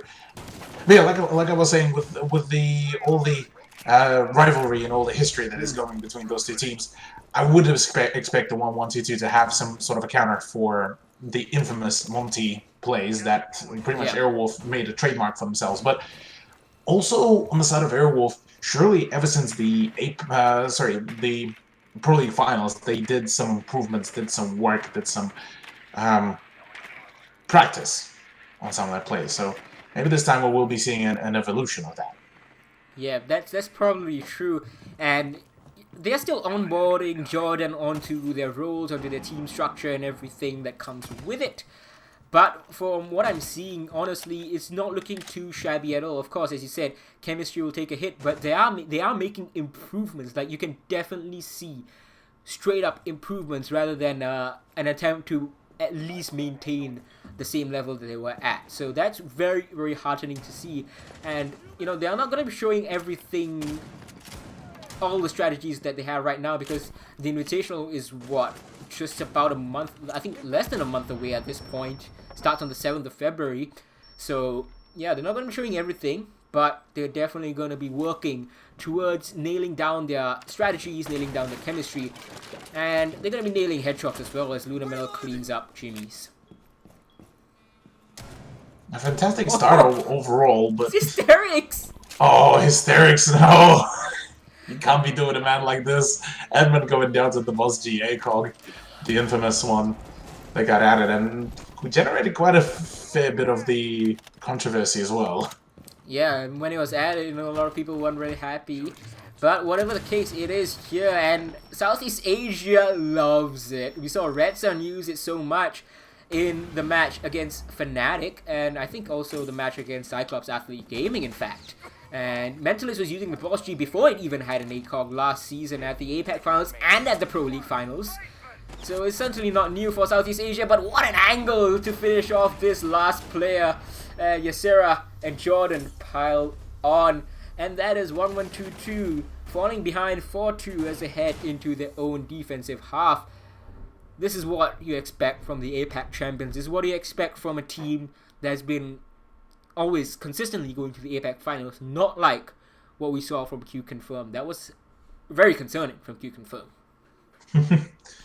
Yeah, the Q Confirm match was definitely raising a few question marks on a great variety of occasions, but this is definitely not the case here. Airwolf, albeit that they did lose a few rounds by a considerable amount. Oh boy. Hello there, Oh boy. General Montagne. Yeah. Luna Metal knows how to rustle the jimmies right there. Where the Montagne plays a quick bait with a Dokkaebi thinking, yeah, we're just gonna have some roam clear, you could say. But then adding a little bit of that extra Airwolf spice. You know what's the worst part? Yeah. He can play Dokkaebi very well as well.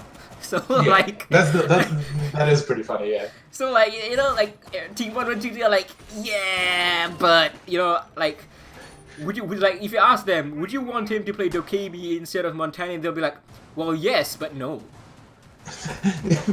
Can we not have him in the game? You know, can we just banish him? Please ban Luna Metal. Yeah, just he only plays recruit. That's all he can do. No operators. I mean, It's too good. Actually, even on recruit, I'd say M870 round. Let's go. Oh boy. No, but 1-1-2-2, certainly they have a very good chance of pulling things back now that they are on defense. And I look Certainly forward do, to it. actually. Yes. Yeah. I'm definitely keen to see how it is, because they did bring a double breach denial. Kaid and Bandit to have some extra utility. Plus, Kaid is, himself has a pretty nice overall loadout, and the Hysteria is just to get rid of his teammates' drone. Sorry, Hysterics, wrong drone, that's not a Mozzie drone. But too bad. They have lost one drone. But they have a walking drone, really. One of the best walking drones in all of APAC, perhaps even the world. Does he have the pink camo though? That is the question. That's true.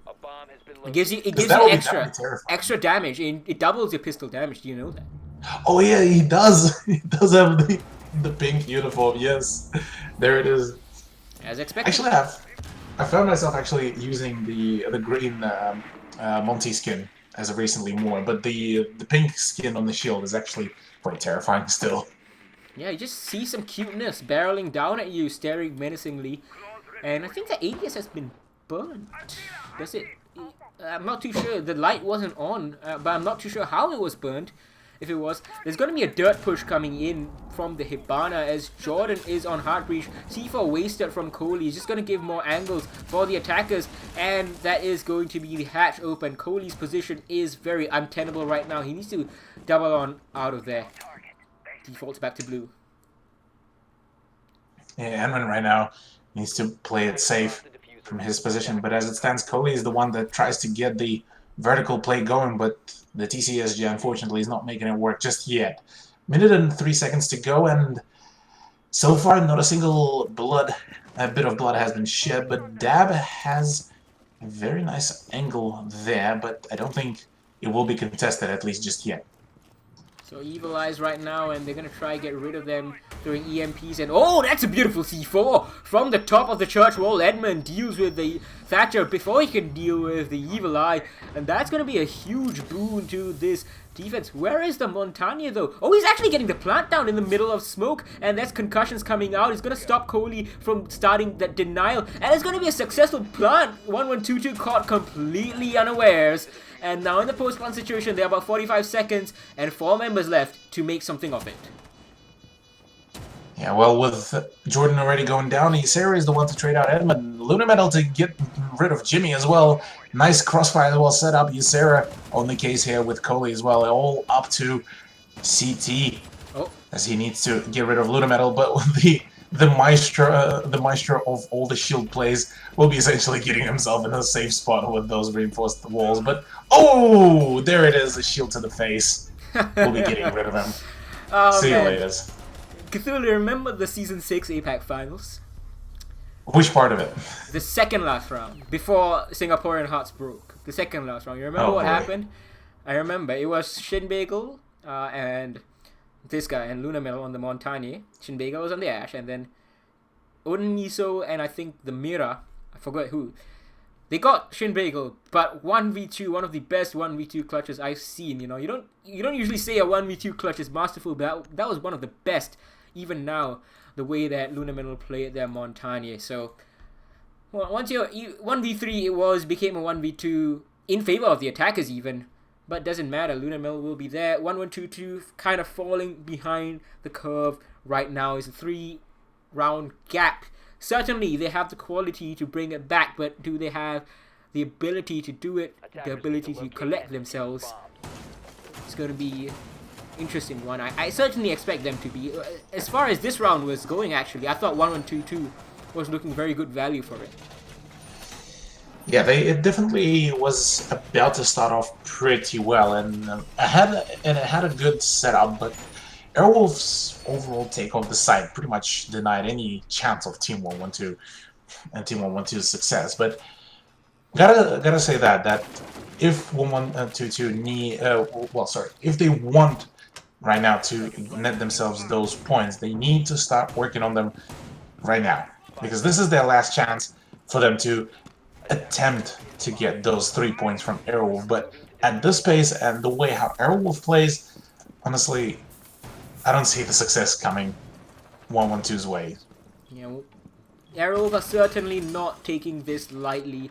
They are very much here to play. You saw them in Season 10 especially, and actually less so Season 10, the most in Season 9. They were literally 1 point away from not making it to the APAC Finals. Then, right now though, they are fighting fire with fire, but unfortunately, Hysterix is going to be the one losing his life. That's the Hibana off the board, one of your heart breaches gone, and that's pretty annoying, because you're now sequestered, forced into one type of attack. Lunamel's not brought the Montagne this time around. He's gone for the Buck instead, and 1-1-2-2 determined to claw things back right now, even though Airwolf, they're not taking them lightly. 1-1-2-2 determined to show that they have some tricks up their sleeves.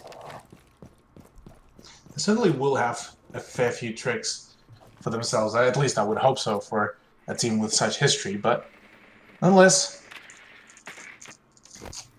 Ysera getting shot. Already with the double kill actually coming out, there's a trade to come in. Ysera to get rid of Dab, but as it is, it's a 4v3 situation.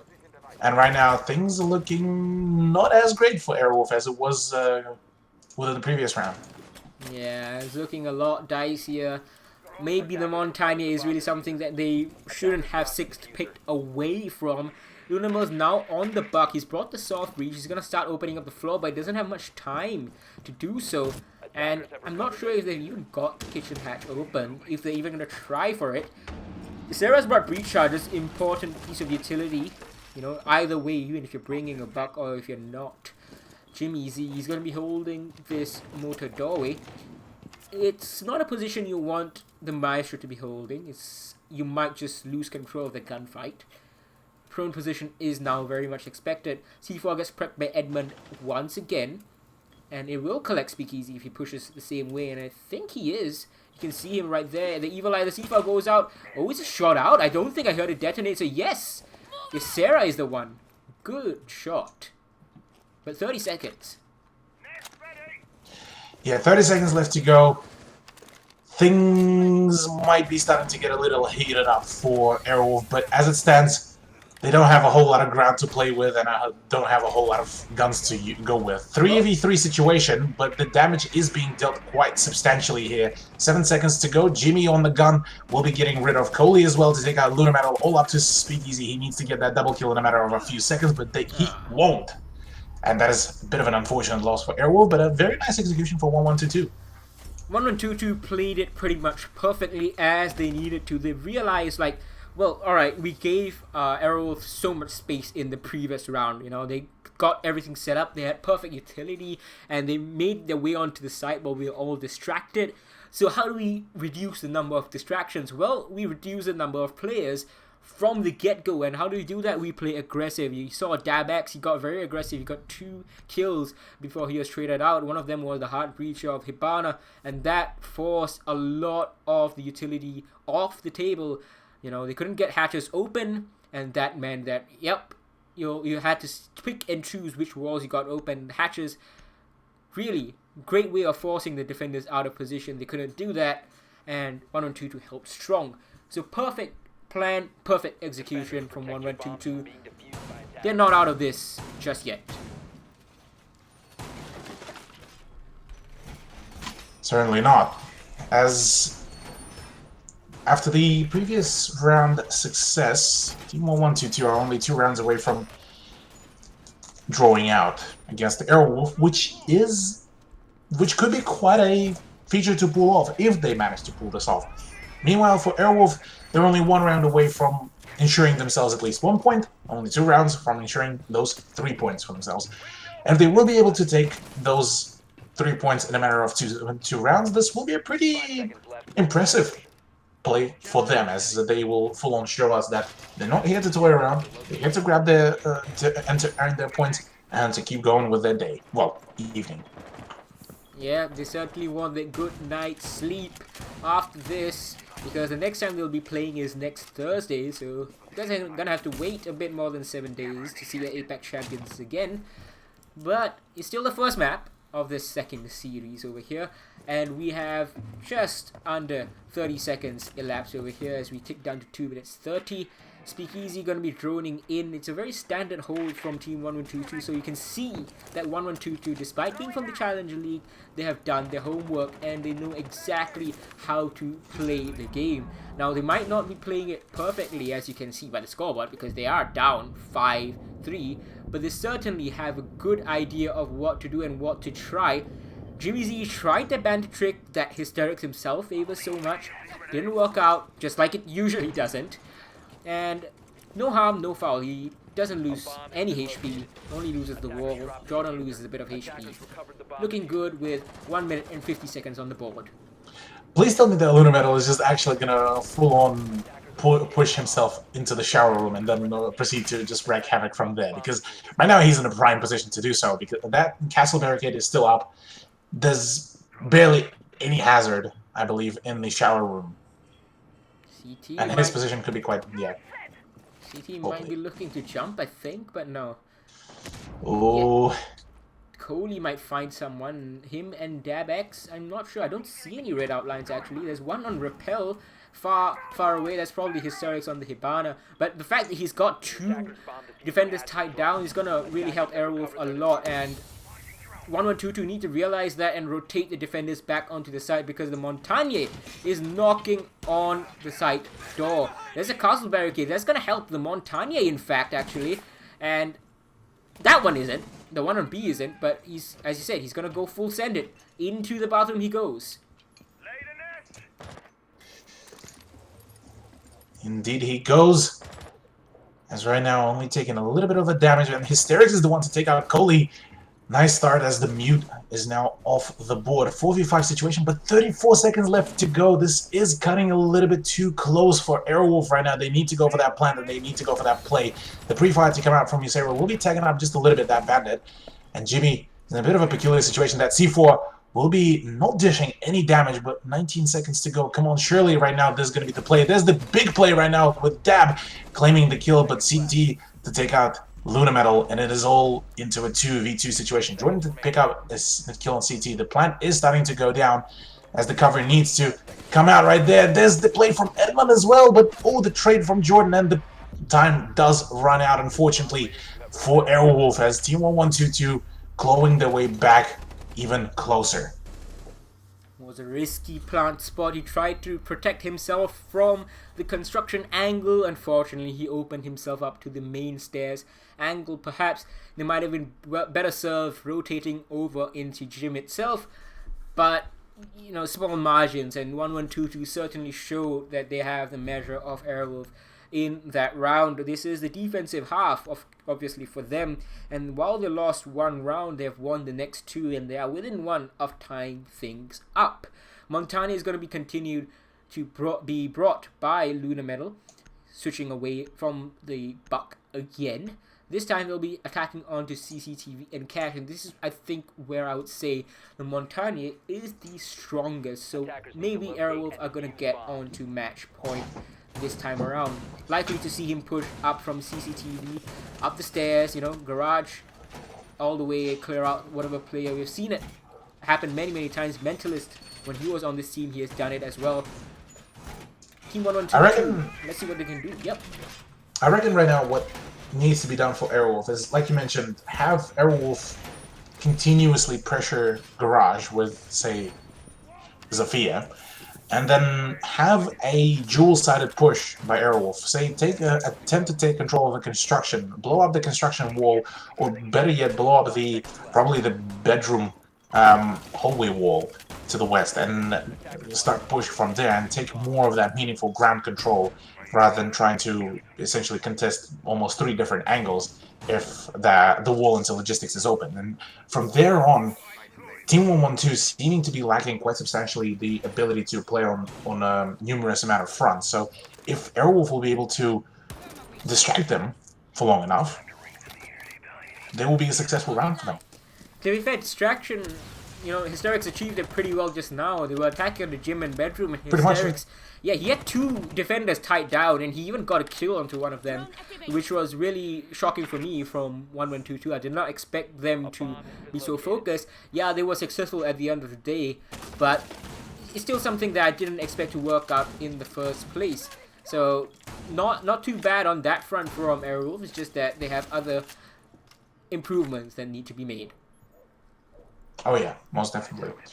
Well, for now, it is Dabex that is trying to potentially go for a cheeky run out in the stockroom, and Speakeasy might just be able to prevent that. There is a 2-man hold up there, but I don't think there's any attempt or effort has been actually made to drive the Jaeger out of his position, because that run out could be very much volatile if he was a little bit more aggressive. They might even want him to go for the run out, because, if you're expecting the run out and there is a run out, that's a free kill. So they're probably like goading on Dabex, like, come on, come out. Or because they don't want to waste it. Because a Claymore, it won't be that successful. It will get shot out. It's too easy. So they're gonna have to either bait him out to destroying the Claymore, or just bait him out into running out outright. This is a slow round, however, as we've been talking. It's all the way down to 1 minute 10 seconds, and the Montania still hasn't made his way up the stairs. Yeah, this could very much be a bit of an issue, but there's the run out coming out, and they were not expecting it. Airwolf baiting for so long, and you are unable to gain any closure. How? Yeah, that is definitely poor from Airwolf. Very, very disappointing from them. 1-1-2-2. These guys are looking well value for their man count lead, which is erased actually as Ysera just pushes in. He needs to pull out the Guru Mine. Hysterics has taken down Dabex, and Speakeasy piles on. Jimmy Z's goes down, and suddenly it's looking winnable for Airwolf. When I was about to say 1-1-2-2 are the ones who are looking to tie things up. The Montania is still up, and I think that is the most important part of this. And Hysterics, oh, lovely kill onto Edmund, and he tries to fight with the Montania, and is looking all over for the CT, unless he can deny this plant. No, he can't. Just pushes in right into the waiting arms of Speakeasy. That's a 2k for him in that round. And Airwolf recover things after a shaky initial start. And now it was definitely... Shaky is definitely a very good descriptor of that, as they certainly had a few issues trying to coordinate their push, but at the end of the round did manage to actually mobilize themselves and actually go in for that push, which was very well executed, I might add. Albeit now, Church and Arsenal room. Iwo, any thoughts? So bringing the Montania again, not sure if they're going to try the same push that they did last time. I think back then the Montania, the successful one at least, the Montania dropped through the hatch amid smoke, started getting planted down, and as the Denial tried to come in, the Zofia was right there with her concussion mine. So that was beautiful completely taken. But the next round that they tried to do that, it was a very nice response from Dabex. Just went aggressive, took down Hysterics and took down one more before getting traded out by Ysera.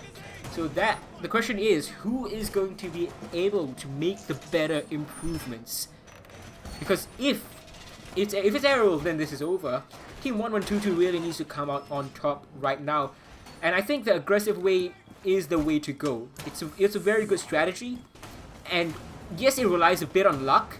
But if you get Montagne or if you get one of the hard breachers, you're gonna be feeling very good about it. 10 seconds left. Or even Thatcher. I certainly will have to agree with you on that one. As if the Maestro cameras does end up working out, they work out very, if not extremely good. So let's see whether 1122 will be able to emphasize off that. Otherwise, we might be staring down the ending and the closure of this map being 7-4. But let's not just go ahead of us just yet, as for now, Aerowolf will be trying to get rid of that bandit that is on a roam, and he will be forced to default back to the site. Good push from them. They are ready for the aggression. The bandit was bringing the aggression. So they're once bitten, twice shy. Aerowolf first, they got rushed upon, and now they're going to be the ones rushing down to take out Edmund and fighting fire with fire. Good response from Aerowolf. Well done, and they've gotten a man count advantage, and they've got an appreciable control as well. Indeed they do, as the menacing clunk of Montaigne's shield will be notifying us that very, very soon the drop down will happen, and that's when the chaos will ensue. Now Dabex is holding inside of blue. He's just waiting for the drop from Oil Pit. I believe there was someone in Oil Pit just now. Ooh! But that's a Nice. nice impact trick. I think that should be one, at least, one of the X-Gyros taken away. But Hysterics might just reattempt that right off the bat of this, because there's no more impacts left on the Legion. What is Dabex thinking? Not sure. He might attempt to go in for the flying, but the moment I think There's a you'll see the Claymore. laser off the Claymore, Yeah, yeah, exactly. he will back out. So now the hatches are getting open. That's Motor open, and Montani just sussing things out. I think he just ate a goo mine. Not to worry, he's gonna back off and try pull it out. Dabex, he switches to the blue stairs flank, and this is there's a flank drone. I was about to say this has been a historical problem for Aerowolf, but still Dabex Ooh. wins the fight. Speak easy. No, one of the top players of Southeast Asia in entirety, and again Jordan losing his life to Dabex is so focused on Dabex, and they need to clear him out. That's right, but they're losing members and they're losing time. Dabex finally sees that drone, and he actually can default back onto site, just destroy the Claymore, drop into Oil Pit, and run away. Attackers dropped the diffuser. You've taken two. That would be the more logical decision. But right now, he's there. Taking three! The third person to go down finally will be traded out, but it's already too late. 16 seconds left to go, and right now Luna Metal is the only man actually that is close by to the site. The drop down needs to happen very, very quickly, as Coley does tank up some damage from that P9. But as it stands, CT to take out Luna Metal, and it is all up to Ysera, who will be going down, ladies and gentlemen. We are down to the last round here, I believe. Well, certainly looking good to make this a draw. Look at that 14 kills from CT, I think that was. Or was that from Dabex? Oh, well, Dabex must be the second one, or the other way around. It was 14 and 10. So clearly 1122, they have done their homework really well, might I add. And now they're going on to Gym Bedroom. It was a successful defense for them. And this might be a draw. This could be very much a draw. If things continue going this way, this could very much end up in a draw, and this is not what you want right now as a Aerowolf player at all. I definitely agree with you. And the Montania being forced out by Aerowolf again, so last time wasn't quite successful. Let's see what they can do with it Attackers need to locate this and time defuse around. the bomb. This is really do or die if they want those 3 points. They've secured one, but they're not going to be happy with one. And Hysterics has gone on to the Ash this time around, so no double hard breach over on this round. Perhaps they are not very happy with the fact that Hysterics wasn't too useful. Yes, he tied up 2 defenders, and yes, he got a kill on one of them, but as far as the main execute came, wasn't really helpful.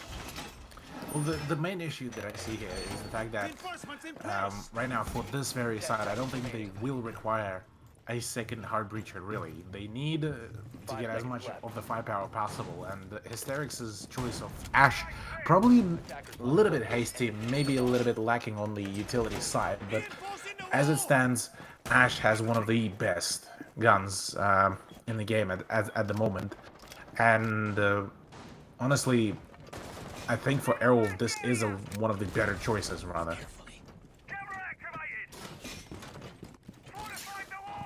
Lunamel is helping the roam clear over on the first floor. You could see that hole that was made. I think it was by defenders.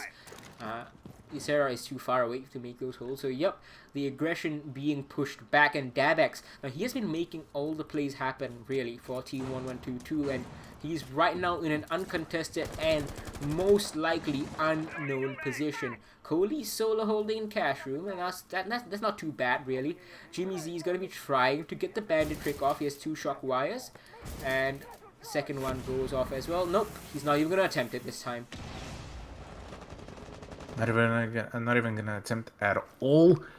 But nonetheless, it still drained a little bit of the time. Probably not as much as they possibly wanted, but as it stands, really, right now, A bomb has been located. start making some very nice pot shots and could potentially catch a few defenders off. Sorry, you cut out there, Cthulhu, but I'm sure you had something very nice to say. Very nice analysis. But, yep. You can see Lunamel pushing in right now as we are halfway into the round. The castle barricade that was giving him so much trouble is still there, and Ysera is going to deal with it together with the shield, so that's nicely done. And now he's going to be wary of that vertical angle. I think Dabex might still be there. He might still be uncleared. And Speakeasy now, last time he lost his life on this rappel. Hysterics though, he's going to finish off Dabex. That's very important. Dealing with that scary Jaeger off the board. Very, very good start, even though we are 2 minutes into the round. Smoke Grenade is going to get wasted as Lunamel starts baiting out more and more utility. Is he going to go for the turtle plant? Nope. Well, we're just about to see that. No, Coley will be essentially denying him that, and with 45 seconds left to go, not a whole lot of things is remaining to be done. Lunamel will be tanking potentially a little bit of a shot, but a fantastic peak by Ysera will be ensuring CT's death, as well as that Hysterics picking up a kill to Coley. The Ash is absolutely popping off, and it is all up to 2 players of Team 1122. Make it 1, as Ysera will be taking out Jimmy, all up to Edmund. Edmund does manage to force a team kill, but as it stands, Airwolf will be the one to get the win. Epic victory royale, and that's the first map done and dusted for them. Certainly ran them close, Airwolf. You know, they were on the ropes for sure, I would say, and it was close, and that's ridiculous. Jeez. That is a menacing figure. I'm sorry. Look at that. 14 for Dabex, 10 for CT, and Lunamel, despite having been Monty on most of the attack, he's still got 13, and Ysera, he got 11. They didn't win 5-6, they won 7-5. That'll be updated, don't worry about it. There we go. But bit of an oopsie. So what do you think, Cthulhu? You know, you come back to Southeast Asia after a long time having gotten the region off the ground. So how do you think? You know, things have changed, of course. So tell us. Things definitely changed. Things definitely changed in a much more positive way. A whole lot more teams are playing up to par and are able to challenge the teams that are now considered the top teams in the world. And honestly, this is definitely a heartwarming thing to see, seeing as how Southeast Asia has evolved, as how APAC evolved, and seeing that a team that is 1122, albeit after also many hiccups, managed to challenge Airwolf to this big of a degree, being 7-5, and nearly coming back into making it a draw. It's definitely quite something to note of, honestly. Yeah, I think that was really great. The fact that we've seen both these Challenger League teams, you know, come up from the Challenger League even they're not really quote unquote supposed to be here. You know, if you look at Yeah. straight up number 1 and 2 being promoted. But the fact that they're giving such a great account of themselves really speaks to the fact that we have an incredible season on our hands, and the fact that both Q Confirm have been pushed and Aerowolf has been pushed as well. Of course, these two teams, I don't think they're showing everything that they have to show, especially for Aerowolf that they have the Invitational up soon. But definitely you can see some things that could be improved. But rather than looking at Aerowolf, as you said, 1-1-2-2, the fight that they gave us, I can't really fault them for the fight because they didn't make too many mistakes of their own. Really. They pushed Aerowolf well. I like it. Yeah, they did push them very well, but at the end of the day, unfortunately, they didn't manage to muster up all the strats just yet, but maybe all throughout the season we will be seeing them rise up even more, because both actually 200 Degrees and 1122 showed some great promise, honestly. Yeah, hopefully we are gonna see more exciting gameplay. We are gonna have a map 2 come up very, very soon, as we're gonna show you some highlights of this map before going away for a 5-minute break. I know I empower those who dream like me. I know I sound crazy to the ones who set out. I know I empower those who dream like me. And you say you wanna be somebody. And you say you wanna be somebody. And you say you wanna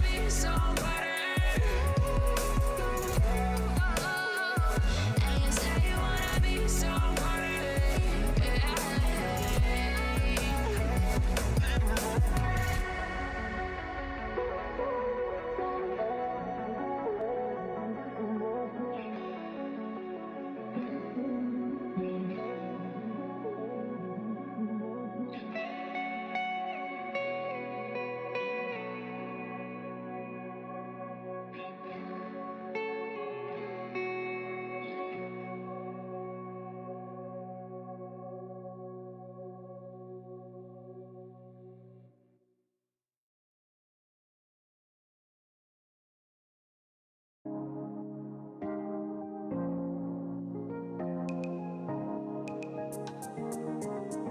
You can't have me.